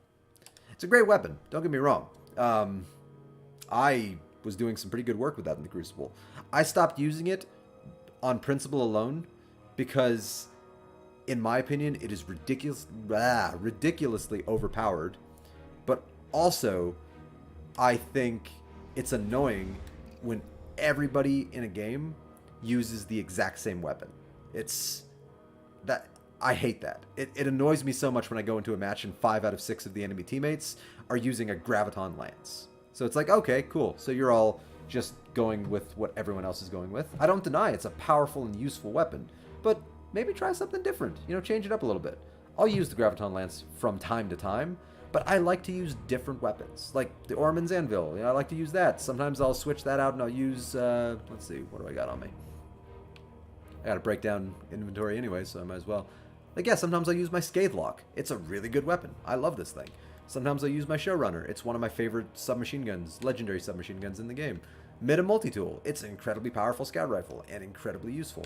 And with the Mida Multi-Tool, I don't need to use my Knucklehead Radar. So that is, I can put on the Raiden Flux, for example, or the Shinobu's Vows, which make my skip grenades 10 times more awesome. You know, just, you know, maybe use a little variety from time to time, people. You know, I mean, if you find what you like, you know, use what you want, obviously. But, you know, variety is the spice of life. You know, try, branch out, get out of your comfort zone from time to time, because it'll change the gameplay experience. You know, I don't want to just do the exact same thing over and over again. So, you know, I keep, generally in Destiny, here's what I do. So I keep my main weapons, you know, the ones that are just always in your inventory, but then I try to keep 6 things that I try to cycle through in all of my spots. So, you know, kinetic, energy, power, and then my armor too. I try to do the same thing. Give myself alternatives so I can change up my look. I can change up the practicality. You know, if I decide to be a Night Stalker, for example, and I want to rock extra invisibility because, you know, that's a perfectly viable build in PvE. Graviton Forfeit might be something I'll use because it increases the duration of all invisibility effects. That's an incredibly useful thing if you're building an invisibility build. So, you know, I might use that. Or I might want to just use my Iron Banner helmet with its sexy ornament from the... I have all the ornaments, but like with its sexy new ornament. You know, I'll stick with... Actually, you know what? Yeah, I'll put on the new one because it's also sexy and it glows. Electron! Anyway, but I try to keep 6 in everything so I have options. Like if I want to use my grenades more in Crucible, the Shinobu's Vow is the thing you want to use. It really makes skip grenades far more powerful. And then I've got a couple of visually aesthetic choices in the rest of my armor. And one thing I do different from the armor than I do from the weapons, because with the weapons I just keep, you know, 6 extras in reserve just to give myself variety. You know, hand cannons, submachine guns, different options. But with armor, what I try to do is I try to keep only masterwork ones, for example, but I also try to keep the important event ones. So right here I've got the Iron Banner armor, which, you know, if I want to put on the different ornament, like the first ornament, I can do that. If I want to take off ornaments altogether, I can do that, so it changes the visual appeal of that armor. But then 3 of the other ones I have are for the faction rallies, because I think it's important to have full sets of all the faction rally armor, because it really makes a difference when you're grinding faction rally tokens. If you get the extra renown from every public event, for example, you get that much more tokens per lost sector after you do that, and it just makes everything go that much faster. So yeah, that's great. So I have 1 for all of the factions, Dead Orbits, New Monarchy, and Future War Cult, my least favorite of all of them. And then I have something for my Night Stalker build, giving me 2 throwing knives, because throwing knives are fun. And then I got my 6 boots here. The Frosties are always fun. They just recharge all your latent abilities, just while running. I'm a runner, so yeah. And then I've got the same kind of setup. You know, the Faction Rally legs for all 3 factions, and the Iron Banner. I don't have any raid gear because, again, I've never really played the raid. I dabbled in the raid, but I've never gotten anything from it. Yeah, that's pretty much my setup there. And I always try to consistently stick with the raid and flux. It's the Night Stalker exotic of choice. Not Night Stalker. It's the Arc Strider exotic of choice. Like, it is so immensely useful, and the difference it makes in your super is so noticeable that it's crazy. Like, you don't just do more damage, you can take out, you know, mini bosses by yourself. You can take out waves and waves of enemies with that, because it extends your super every time you get a kill and every time you do damage. And it's just, in my opinion, it's the weapon of choice, or it's the exotic armor of choice. Alright, so anyway, enough of that. Let's see. I've done my call to arms. I've done my heroic strikes. I've got flashpoints. I've got flashpoint on Titan. Those are fun. I've already gotten my clan XP. I don't even know what the spicy ramen shop thing is, but I can do that last. So let's go to Titan and knock out the public events. Ooh, there's one popping up in the rig. Love the maps in this game. They really refined how it works. There's only one thing that I really hate, like one big change they made from Destiny 1 to Destiny 2 that annoys the ever-loving hell out of me. And part of me sort of understands why they did it, and part of me doesn't understand why they did it. They removed the ability to choose specific strikes and specific missions just from the map.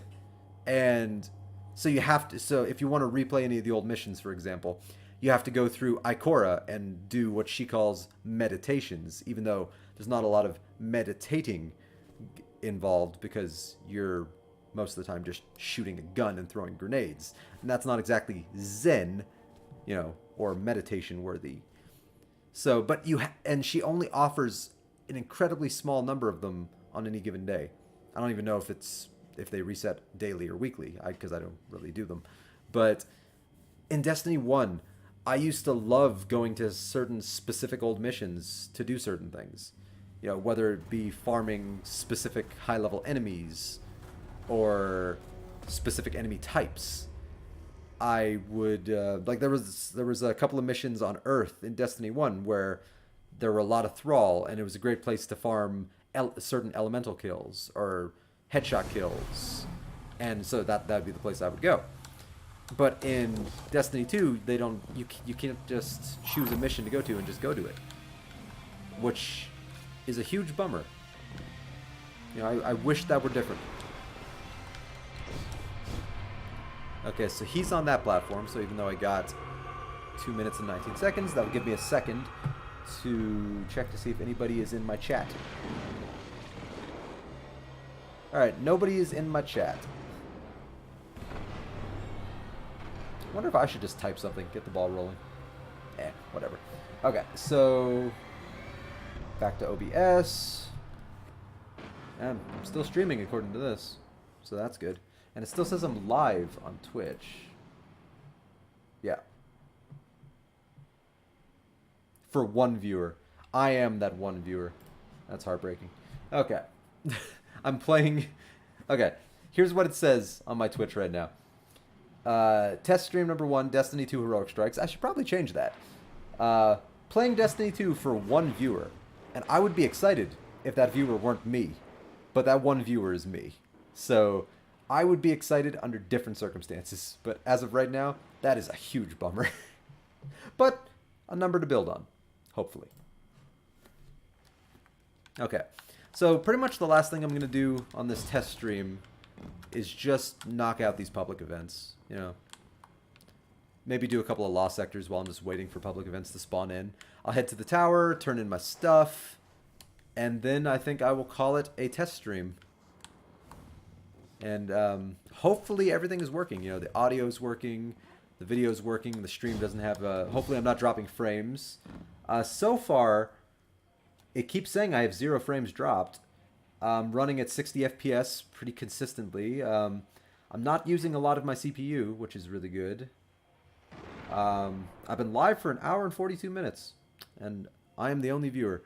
So that's a bit of a bummer. But again, something to build on. Hopefully. Let's see. Now here's one of the hardest parts also. I know there's a lot of things I say are the hardest parts, but one of the hardest parts is just waiting for things to start. Oh yeah, by the way, got a wired Xbox controller because I get annoyed sometimes when I have to constantly go find my batteries. So... You'd think I would just have my batteries ready to go, but they're always in another room being charged, and not in this room. I am up for it, random person whose name I'm probably supposed to know, but this is Destiny and I have no idea who you are. Poor Destiny. Alright, so I'm just going to let Battle Guy over there take out the witch.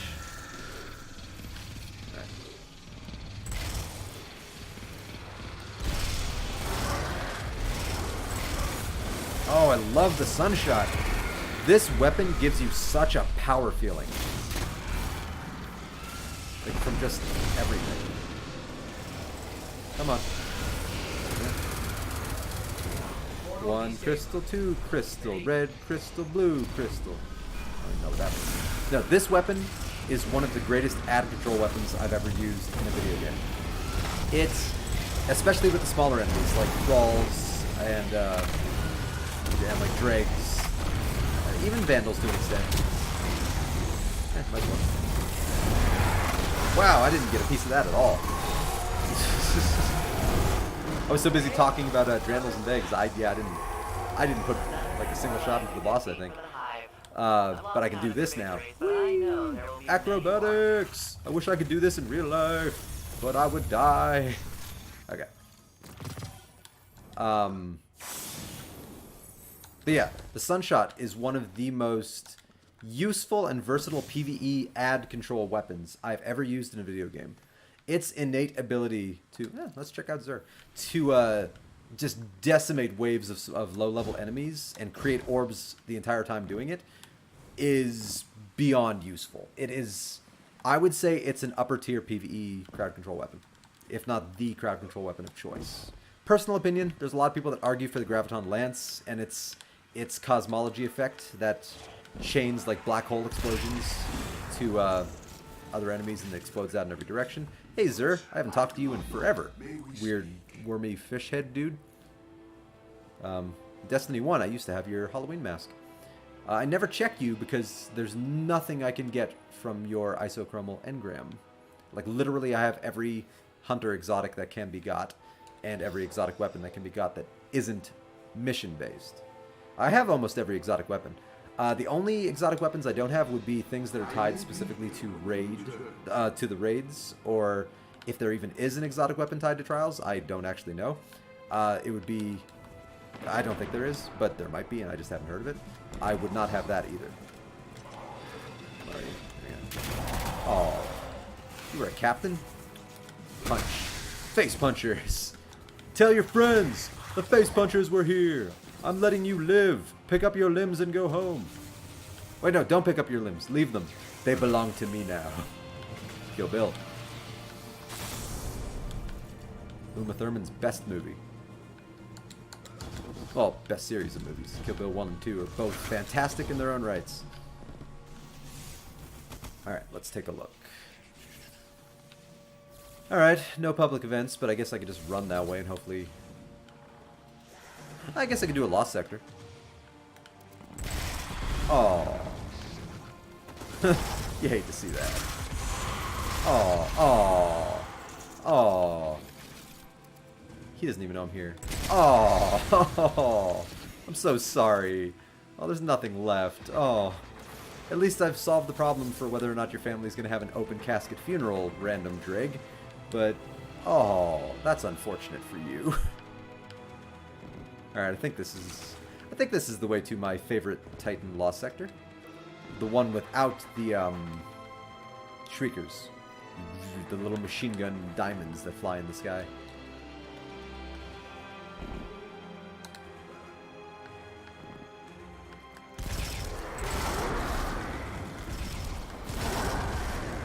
Wow, horrible aim. See, just look at this weapon. Like, I'm casually, without even trying, generating orbs. Like, it's such a beautiful and useful weapon. Like, look at that. I just took out, like, what, 5 enemies right there with 1 bullet? How is that not useful? That's... the utility behind it is just great. Not to mention, the weapon looks just beautiful. It's sexy to look at. It has a great sound effect to go along with it, which is very important. Okay. Wonder if this will kill me. Nope. Didn't even take damage. Because I'm immortal! Hold on. Gotta check my phone.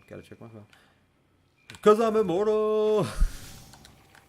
I always try to shoot these things beforehand. Because so often, I fuck myself up with those things. Like, I end up, like, doing damage to myself or killing myself by accident. Huh. Usually there's a lot more of those guys.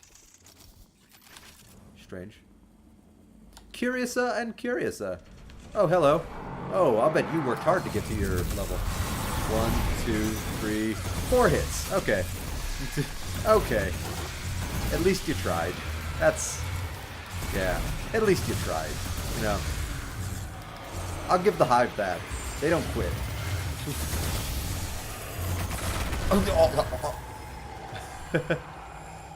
That was fun. Alright, well, Lost Sector complete. Ooh, and look at that. I've still got 221 before the next public event. And I love this public event. It's you have to destroy fallen tanks. And it's actually really fun. And there's usually a good number of other people involved in that particular public event. So it's really fun and really easy. So a really good combination of things to be. Like, although, yeah, okay, depending on circumstances. I don't want people to consider me fun and easy. I mean, I want people to consider me fun, but not easy. It's not really my style. Nothing wrong with it. Not my style. Ow. Just broke my leg. Oh. Oh.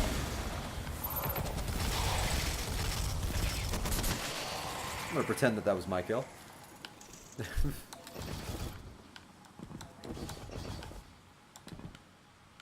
Alright, no treasure chest. There's often a treasure chest right there. Alright, let's see how... I've only done one public event so far on Titan. Because public events on Titan don't spawn as frequently as Earth, for example, where no matter where you go, there's almost always a public event. But, let's see how much that first one got me. 33%. So, theoretically, I should only have to do 2 more public events. Theoretically. But if... There's a lot of times in this game where I'll get to the point where you would think it would only be even increments. So, it's like 33%, 66, and then 100. I know that's 1% off, but sometimes they'll just take you to 99%, and then you have to do another public event just to inch out that 1%. That annoys me. Just give me the last 1%. Like, I did the activities. Come on. Ooh, this will be actually a good example. I screwed up, so I probably won't have any ammo when I switch out. A good example to show off the Wardcliffe coil in action.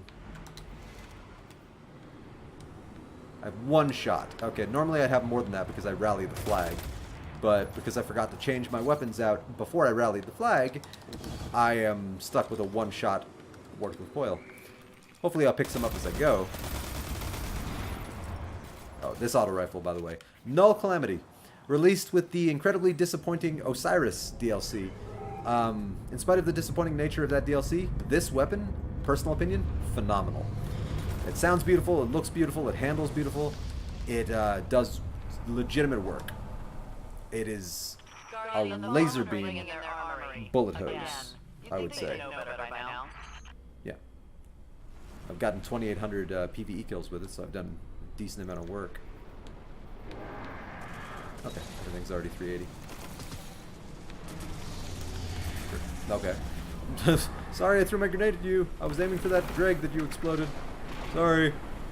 Sorry, not sorry. Alright, well I might as well get 1 Wardcliffe coil shot in.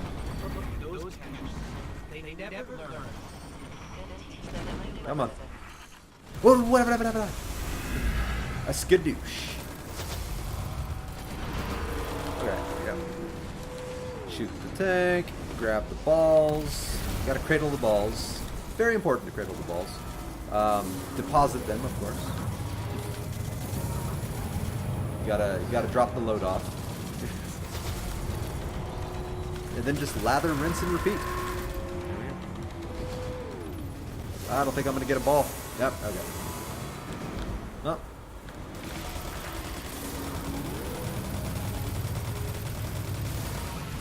Wait for the moment where I go flying.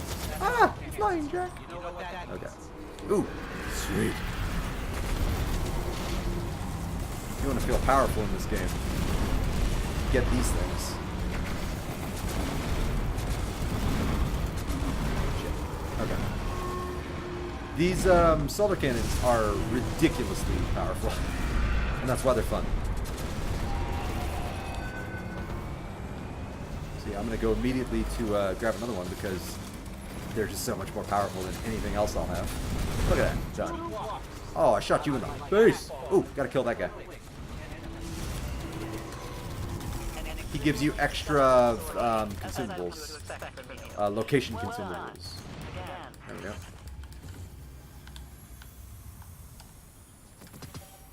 Sweet. Okay.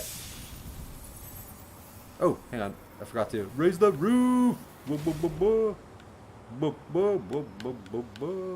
Here.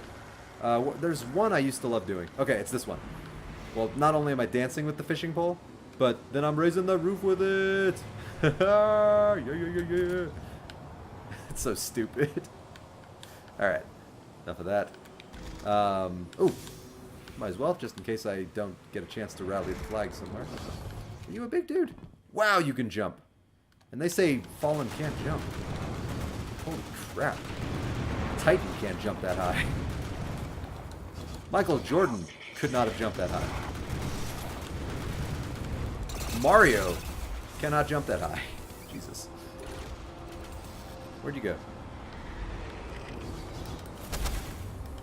Just face punch you to death. Thank you. I basically just mugged that guy, right? Like, he wasn't actually doing anything to me. And I just walked up, knocked him out, and jacked his shit. So, sometimes I wonder, how are we not the bad guys in Destiny 2? Or Destiny in general? Like, I mean, admittedly, yes, they're on our territory, so they're the invaders. But at the same time, sometimes it looks like we're the bad guys. I don't know if anybody else has noticed this, but that's how it comes off sometimes. Just saying. Like, personally, I think the Traveler, which obviously we're not on Earth, so I can't see him. I think the Traveler is a bad guy. So, yeah, I don't trust him. Her, it. I do not trust the Traveler. I think the Traveler is the reason why the Earth is all jacked up like it is. You know, humanity's doing fine on its own. Yeah, I mean, maybe we're growing slowly technologically. You know, and we're not exactly in a golden age, but you know, we were progressing. We were advancing slowly. Then the Traveler shows up, and suddenly, like 95 alien species show up and just rip our planet a new asshole. And I can't help but wonder, like, did he know that was going to happen? Or did it know it was going to happen? Like, that's just one of the million questions in Destiny that I wish some kind of story would answer. Yeah, I guess I'm a dreamer. You might say I'm a dreamer, but then again, no. Or a man who makes potions in a traveling show. Yeah, I don't have much money, ain't that the truth? But if I did, I'd buy a great big house where we both could live. If I was a sculptor. But then again, no. Okay, I'm being an idiot. So I'm gonna stop. I got 3 minutes to wait. Okay. I'm gonna go bip some dudes while I wait. Yeah, there we go. It's not really a dude, but take it. Is that a person? There you are. Grenade! Magic energy grenades that just come out of my hands. I don't know where I store them. Face puncher. Face puncher! Punch in the face. Face puncher. We are so great. It's our official, that is not our official theme. Not at all. If I were gonna parody something famous to make a theme, it'd be something much more impressive than that. Something that I'd get like a DMCA warning for, or something. Oh.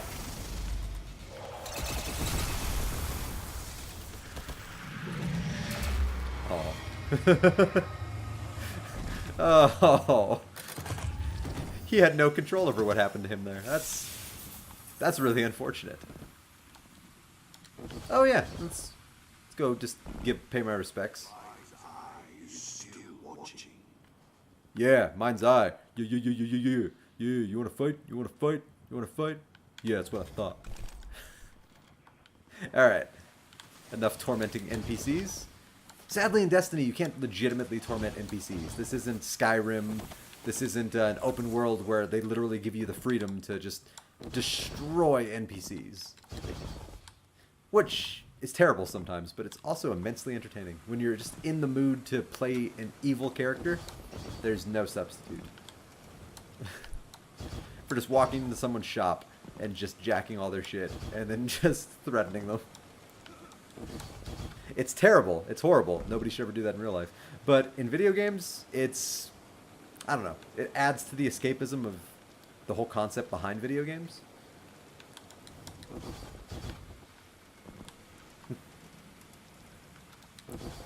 Alright, 48 seconds. Again, another one of the terrible things about Destiny is just the wait time in between certain activities. You know, you spend more time than not just waiting for something to start. You know, waiting in lobbies for matchmaking to find enough people for your Crucible match, waiting in lobbies to find people to run heroic strikes with, you know, waiting for public events to form. Yeah, it's a lot of waiting. I guess while I wait, might as well just show off, because I keep looking over at my stream, and I keep just seeing my artwork in the background. So, Legend of Zelda artwork, one of the, raise the roof! Ooh. There we go. Gotta raise the roof with thanks leopards. Gotta raise the roof with my fishing pole in hand. I got my Legend of Zelda artwork here. Unbelievably sexy. Homage to every game except for Breath of the Wild is thrown in here. Got my Star Trek poster from Las Vegas. I got Avatar: The Last Airbender up here. Incredible wall art I got at in the City of Industry at some kind of convention. I don't remember what it was called. But I got it at some kind of convention that they hold all the time. Collectible show. Frankenstein's collectible show in the City of Industry. Woo woo! I leveled up! And then I've got Wall-E posted on my wall. My favorite Pixar character of all time. And my favorite Pixar movie of all time. Wow! I really associated with Wall-E as a character. Such a lonely character. But with such enthusiasm for life. Eva. And then I almost just went the Johnny Five route where I'm like, no, disassemble, Eva. No. Johnny Five, the original Wall-E. A lot of people don't know that. If you haven't seen Short Circuit, it is an 80s movie that is worth a watch. A little campy, a little cheesy, a little dated, but worth a watch if you enjoy just, you know, interesting, thoughtful sci-fi. Oh, oh.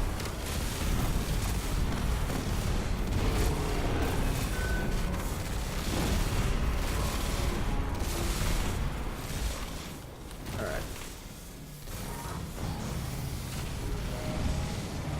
Gotta drop this off and make it heroic! Hero! Oh, yeah, yeah, yeah. Gonna dance on this. You know what that Boom! Ooh, hello. You guys dropped into the wrong battlefield. Ooh. Oh, there's nothing left.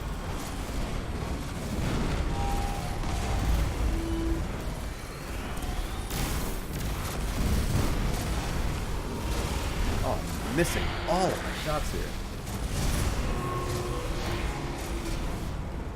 I'm just focusing on ads. I'm not even using my gun on the big tank. I'm having too much fun just wiping out these dudes. Like this dude right here. Look at him. Oh, I missed. I missed again. That's embarrassing. There we go. Sometimes it's just fun to toy around with your enemies. Like, who's sorting me? There you go. Good job. It's like that's what superheroes do. They fuck around with their enemies because they know that they're going to win. So you think Captain America doesn't dick around with Red Skull? I mean, he's gonna win the fight every time. As I've come to expect from you. Well done. Again. Alright. Do I still have triple experience for the week?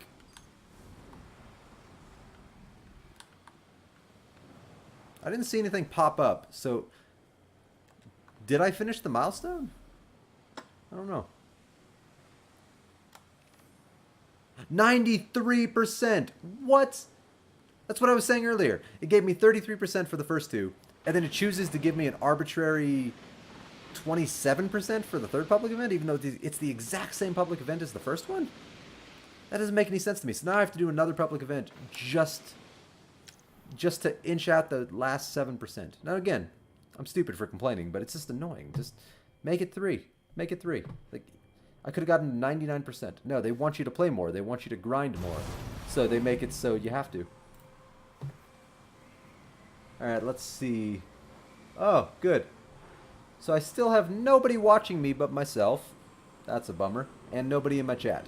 So, again, numbers to build on. But on the good side of things, I am dropping 0 frames and streaming at 60 frames a second. Which is nice. That's very nice, actually. The fact that I'm not dropping any frames on my first stream means I must have done something right. So, yay me. Ooh, here's the fun thing.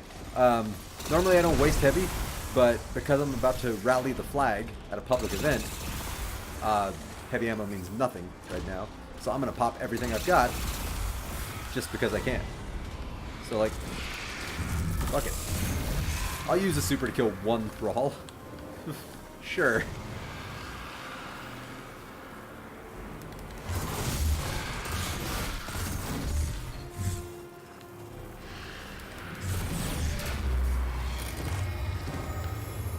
Thank you. Again, I feel like I just jacked somebody's shit. And then guess what? Just popped my super, just wasted a couple of shots of my rocket launcher.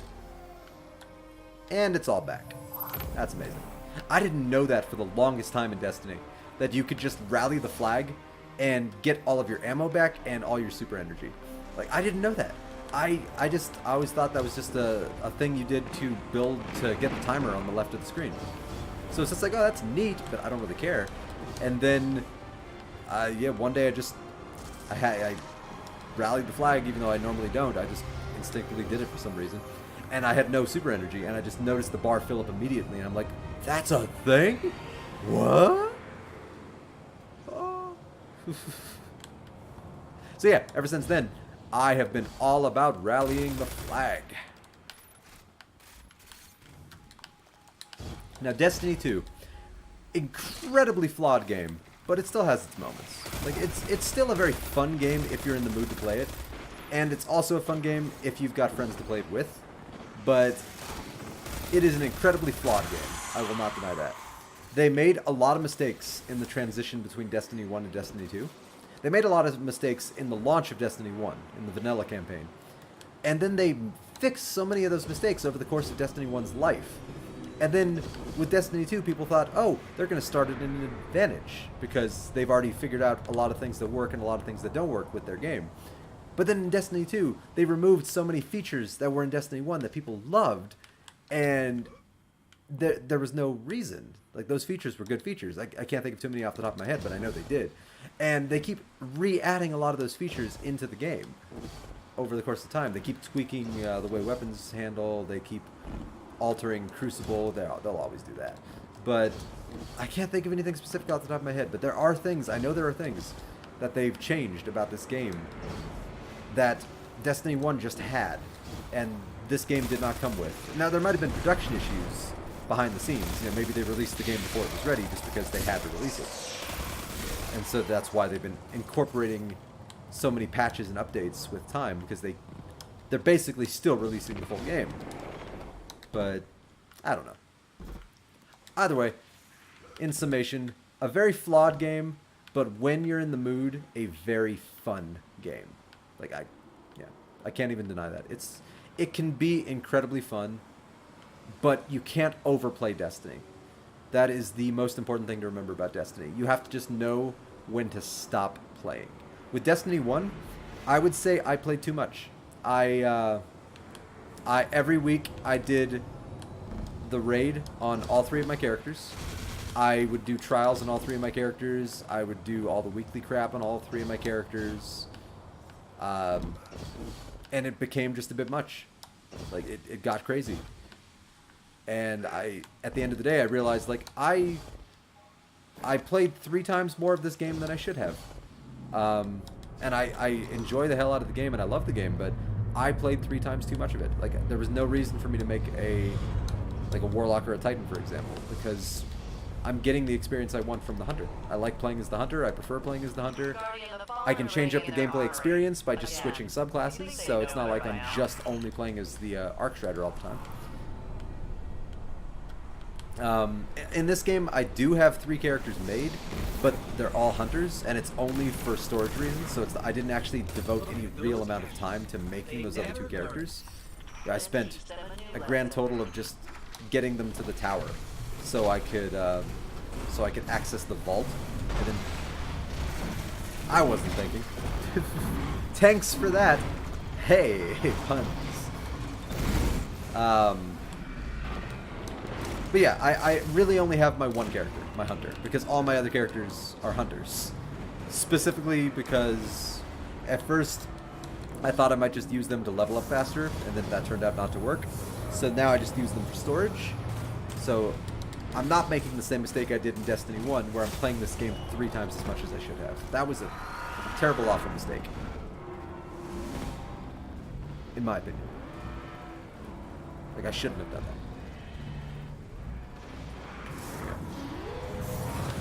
Oh, right. I should be participating. I don't want to be one of those a-holes that just stands there while everyone else does the work.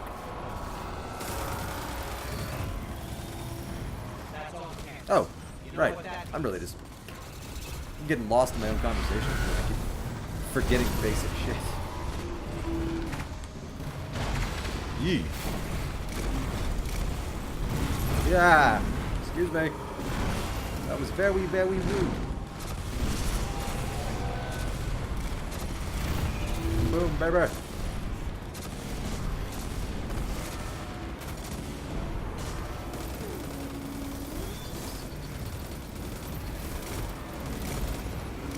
Alright, and that apparently updated my milestone. Cool.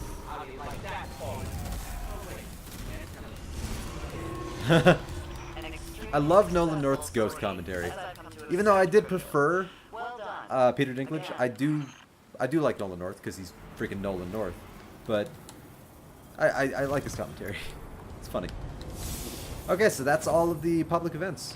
So I think that's all of my main milestones for the week. Generally, I don't do the Nightfall unless I'm with my clan, because soloing Nightfalls is terrible, and I just don't like to LFG unless I have no choice. So I try to hold out for my clan and I doing that. So let's see, Nightfall. I don't do the raid. Just I have no desire to. I don't really do trials. Like, I did trials in the first game. I don't do it in this game.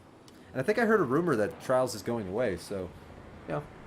I guess that's a good thing I don't do it, because now I'm not going to miss the activity. Looks like the only thing I have left to do is whatever this, besides waiting for the Nightfall for my buddy, is visit the ramen shop to redeem whatever that code is. To the tower! Tower power! Well, that's a terrible noise. I assume my body is being stabbed full of holes right now. Huh. It's a good thing I'm an immortal guardian where death means nothing. And I still have only one viewer. This guy. And nobody in my chat. Again, for a test stream and for my first stream. So for a first stream and a test stream, where I literally have very little actually set up from a streaming point of view. What was I expecting? I wasn't expecting anyone, so I'm getting exactly what I expected, which was nobody. But I'm hoping that maybe somebody might see this on YouTube and then maybe check me out. Again, this is a test stream, so once I actually set things up and know what my setup's going to be and what times I'm going to stream, I'll start putting my social media on here, and they can check that for what times I'm going to be streaming. I'm going to try to have consistent times where I'm going to stream. So if people actually wanted to check me out while I'm streaming, they could do it that way. You know, they wouldn't have to watch me live. Although I would prefer if people watch me live, so I could interact with, you know, the viewers. That's what I really want more than anything else, is to interact with the viewers. That actually seems like a lot of fun. Even if I get bad viewers and they're shitting all down my throat, you know, still. Yeah, I'm still going at 60 frames per second. My CPU usage is going up a little bit. Oh, that's fluctuating, but I mean, I'm still at 60 frames a second and 0 dropped frames at 2 hours and 13 minutes. So that's not bad. Now, in the future, I might get a little more serious about editing my streams, the ones that I put on YouTube, because I'm planning on putting all my streams on YouTube. So I might get a little more serious about writing down timestamps and editing it down the road. But for right now, I'm just going to be putting my whole streams on, like, as they are, raw and uncut, on YouTube. So, you know, hopefully that works out. But down the road, I might start editing them down. So, like, a 2 to 3 hour stream might get edited down to 20 or 30 minutes. Yeah, down the road. For right now, though, just... I think I'll always upload the full, raw, uncut streams, but then I might start going back and just editing old streams and giving people, if they don't want to watch the full stream, an option to watch something a little bit more streamlined. Oh, my postman ran out of space. That's unfortunate. Basically, I just got a message from the postman saying, pick up your shit, please. We can't store any of your stuff anymore, sir. I am not your mother. I cannot hold on to your crap. I will not clean up your room for you. So, yeah, I apologize very much. Banshee? I think his name is Banshee? Let's see. Nope. Caddy 5530. Banshee is the gunsmith. Right. Oh, that's a... Ooh. I didn't... Ew. Okay. Hopefully I didn't lose any of my prototype or solstice engrams. I can grab all the blues. God, it's so many blues that I don't need. It's heartbreaking. Ooh. Ooh. Should have grabbed the purple. Might as well break them all down at once. Because I don't need any of this except for the... The only things I really care about in here are the solstice and the prototype engrams.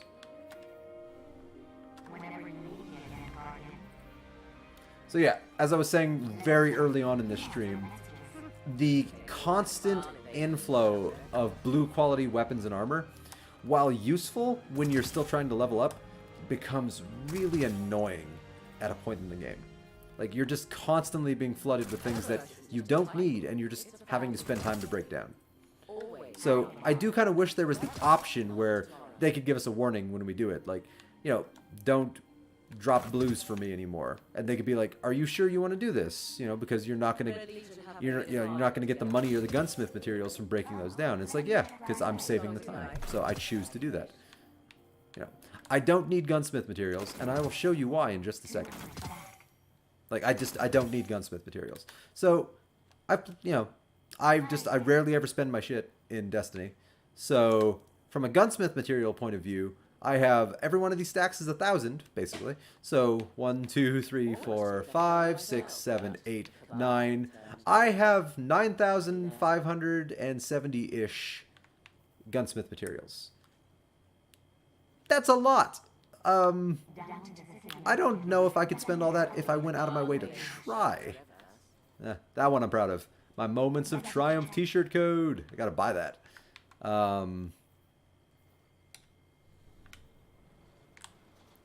I did really good in the Moments of Triumph. I'll show that off real quick. So I got everything from the Moments of Triumph except for these last two things, which require getting everything. And the only things I can't get are these two right here. It's not that I can't get them. It's just that I don't really want to do the raid. It's just as simple as that. I don't want to do the raid.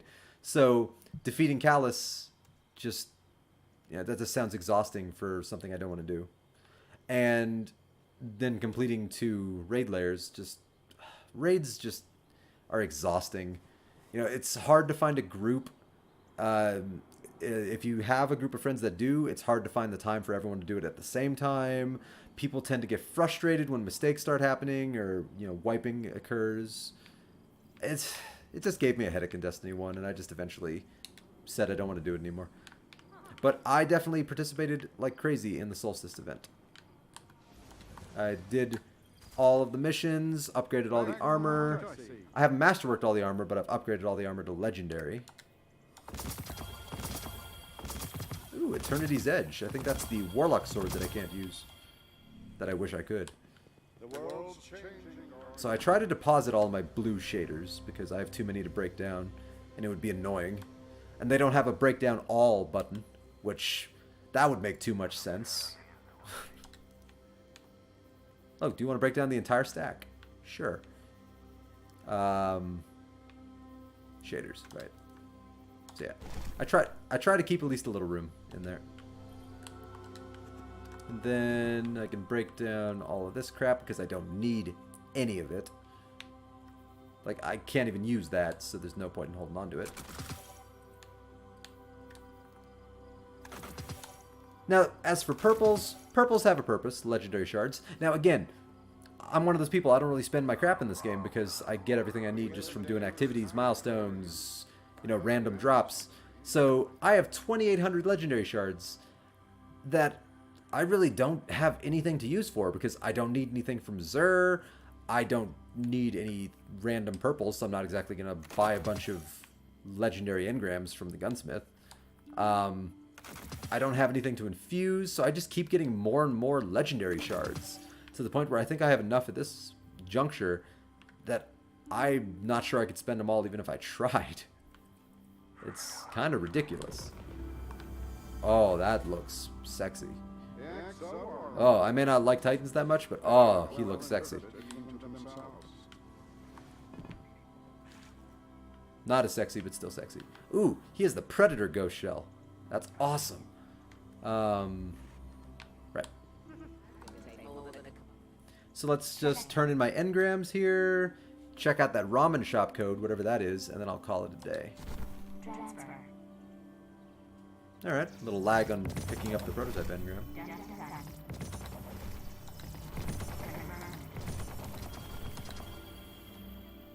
Alright. So I don't think I've ever had this many Solstice and prototype engrams in my inventory at the same time. Like, I think I'm turning in 8. Yeah, that's a lot. Alright, so let's see what I get. Random ghost shell that I don't need. Let's see if it has any good perks. Wow. No, that does not have any good perks. So, Bright Dust. So basically, I'm buying this stuff from her, or she's giving this stuff to me, I guess, as a gift. And right in front of her face, I'm basically destroying it. So, I'm sorry, Tess. Like, or also known as Claudia Black from Farscape and Stargate fame, which is pretty awesome.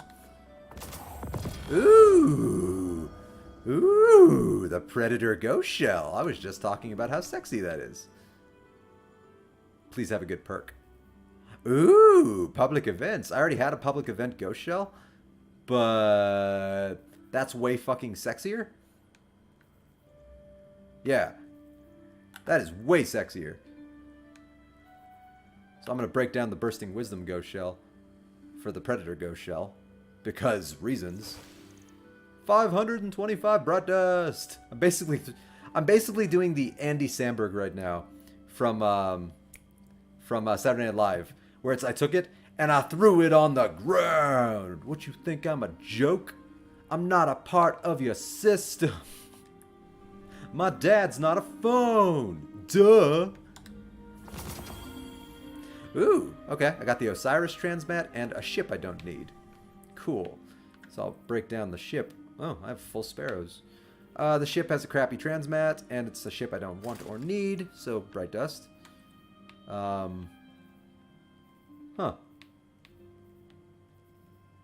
I don't want to actually get rid of any of these sparrows. So I should actually deposit one of those. Yeah. I'm a bit of a collector in video games, especially in MMO style-ish video games, and this is an MMO-like game, sort of. So I'm a bit of a collector when it comes to the stupid stuff, like ships, ghost shells, sparrows. For example, this sparrow, absolutely useless. I will never use it. It's crappier than like every other sparrow I have. But I keep it solely for the name and for its description, because it's quoting Annabelle Lee, and I think that's amazing. And neither the angels in heaven above nor the demons down under the sea can ever dissever my soul from the soul of the beautiful Annabelle Lee. Like, that's just cool. So I won't get rid of that just on principle alone. Now, I'll deposit the Iron Banner one, just so I can collect new ones, and then break them down right in front of Tess. Like, thanks for this gift. Basically, fuck you, Tess. What can I do for you, Guardian? Which I appreciate, Tess, even though I'm not crazy about microtransactions. I appreciate her existence. You know, microtransactions do have a place in the world. Ooh, alliterative dance. I'm gonna have to check that out. A sparrow I don't need, of course. It's probably crappier than all my other sparrows. It's 150. And it reloads weapons. Not really that useful. I mean, it's a cool idea. But not a lot of practical application in getting on your car just to reload your weapons. Ooh, Confident Strut. Nice. I've seen that one used. I like it. Kiao's Heart. I already have that chest piece, so that was absolutely useless. So, Bright Dust. And last one. Fingers crossed for something awesome. I already got the Predator Ghost Shell, so I'm already in the field of thought that that's awesome. Like, so I'm good, even if I get crap from this. Ooh, I got a glow. All right. I'm okay with that. I have a couple of solar glows as it is. So that's awesome. That'll get me closer to getting a full set of glow for another subclass. In fact, I have a lot of bright dust right now. I don't have room, apparently. Let's take a look here. That's good. Are my shaders full? No. Modification. Oh, wow. Modifications are full. All right, so I don't need that. Don't need that. And I need to start depositing some of this crap. Just to get it out of my inventory. That's the reason my vault is so full. I don't actually have like 254 weapons and pieces of armor. Like, that's crazy. The majority of what is in my vault is sparrows, ghost shells, modifications, and shaders. Like, it takes up the vast majority of my room. Because they just... I find myself so often just not being able to collect anymore because my inventory is full. It's stupid, really. Like, they should have multiple windows on your inventory. I don't know what would be involved from a coding point of view on that, but in concept it sounds like it'd be simple enough. But again, I don't know what would actually be involved to make that work. Oh, please don't kick me to orbit. I'm almost done. Okay. Come on, Destiny. Come on. Okay, I'm so close. I just want to toy around with some of my dances real quick, break down the last of my stuff, and then just call it a day. Well, call it a Destiny day. I'm still going to game. After I test the stream, I might be doing a second test stream with a different video game just to see how the audio might change from game to game. I'm still on the fence about that one, but I might. Oh, right. Engram. Right. Army. Right. Yeah, why? Alright, more purples. Please don't give me shaders, because I have to go into my vault and deposit them, and that's exhausting. Oh yeah, I've got to collect all of my my milestones. Forgot about that. Because I don't really think about milestones anymore.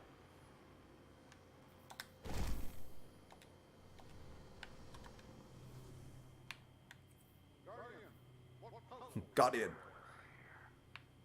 Alright, so I don't need a submachine gun. Don't need the dead end cure. Nice. Still no frames dropped. That's good. But also nobody in my chat. Heartbreaking. Let's see if anybody's viewing yet. Nope. Just me. Might as well call myself the Just Us League. Hey. Let's see. Just a couple more things I need to do. I will unlock that. I should probably buy the last two solar glows. I think this is the last week that you can ever get those. But I also have been saving my bright dust for really expensive stuff. Like some of the exotic stuff costs 3,000. There's an exotic emote called Selfie where it literally changes the camera perspective and you're just taking a selfie. And I think that could be fun for taking screen captures. And I want that so badly, and I've just never gotten it. My buddy has it and uses it all the time. Oh, void. I think I'll hold off. For now. Come see me again. Maybe down the road, though. Alright, so the last thing I have to do, I'm just going to turn in my milestones. And then I think I'll call it a stream. Oh, and test out my emotes. I want to test out my new emotes, see how they look. Thank you, Zavala. I forgot your name because reasons. Alright, Shax. Shaxy Poo. Shaxy, my sweetheart. My love. My life. My inspiration. You have one horn on your helmet, so I already love you. Ooh, a masterwork. Nice. I could always use more masterwork cores.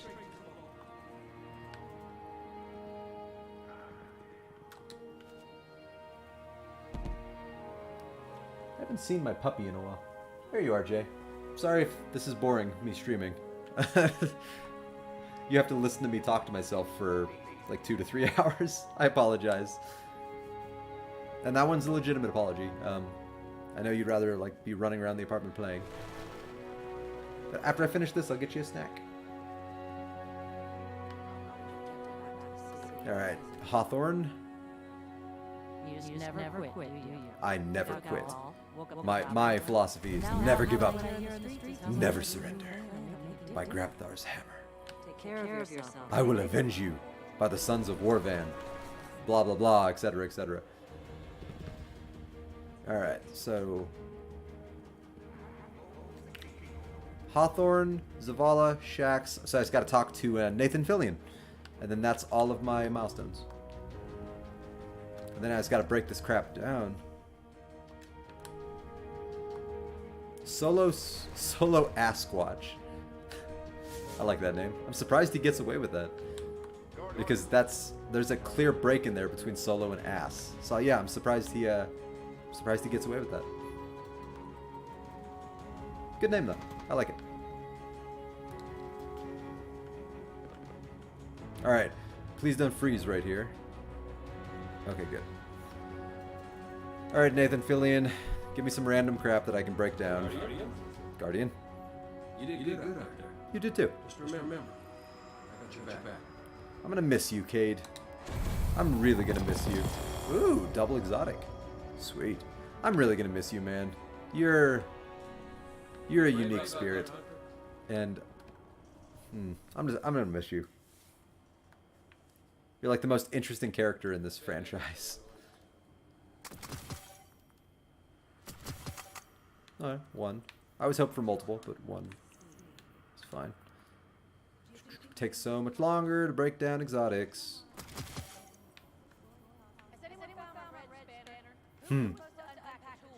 Amanda Halliday.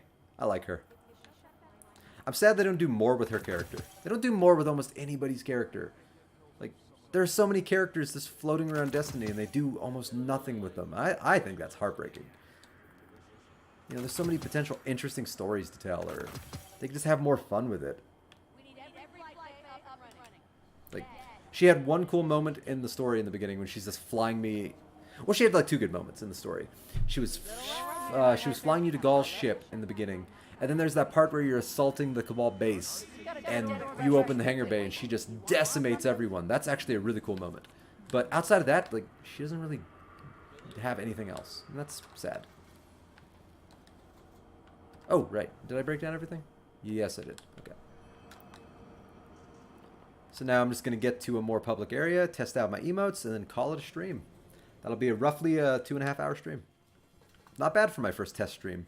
Hopefully, any audio recorded. I probably should have made it a shorter stream, just because I'm still learning how all this works. Alright, so actually face this way so I can have the background. Okay. Come on. There we go. Alright. Oh, no, don't do that. The new ones. The alliterative dance. And the confident strut. Let's test those out.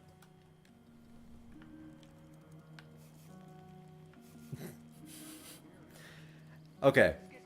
Here's the sad part. That's how I dance in real life. And so I think he's actually super skilled and super awesome. But I know that that's a bad dance. But that's unfortunately how I dance in real life. So that makes me a little bit self-conscious. I like it though. Alright. Oh, I love that one. Let's all go to the lobby. Let's all go to the lobby. Let's all go to the lobby to get ourselves some snacks. Woo! And then I still got this one. Raise the roof. I love this one. It's so simple. And then this one is another one of my favorites. Just checking my cell phone. I love this one primarily because it just lasts forever. Like, if I don't push a button and touch my controller, my character will just stand here and act like most people do in real life. And just stare at their phone. Just Stare at their phone. Stare at their phone. It's like, yeah. So, it amuses me. And I think this one is also a permanent emote. I'm not 100% sure, but I think if I don't touch the controller, I'll just raise the roof forever. So, I'll die the way I lived. Partying. I'm gonna die the way Scruffy's gonna die the way he lived. So yeah, the fact that it's still going on and it has the gentle contour of the hips is a good sign. Okay. So I think that's gonna have to be it for me on my test stream. So if I know nobody, I'm gonna check the chat one more time. Yeah, I had one viewer. I have 2 total views, so I don't think I clicked on the stream more than once. That means one person viewed it, but they didn't stick around. So, understandably, because nobody was in here. Or maybe because I'm not streaming audio. See, downside about not having a chat is I can't get that feedback. So, yeah, there's that. That being said, this was fun. So, I hope that everything worked out well. I'm going to review the footage and see if everything worked out. And I hope you all have even though nobody's watching this, I hope you all have a good day and a good life. May tomorrow be a better day than yesterday. And all that jazz. Alright, stop recording. Or stop streaming. Now. Now. I haven't clicked it yet. I just keep saying now.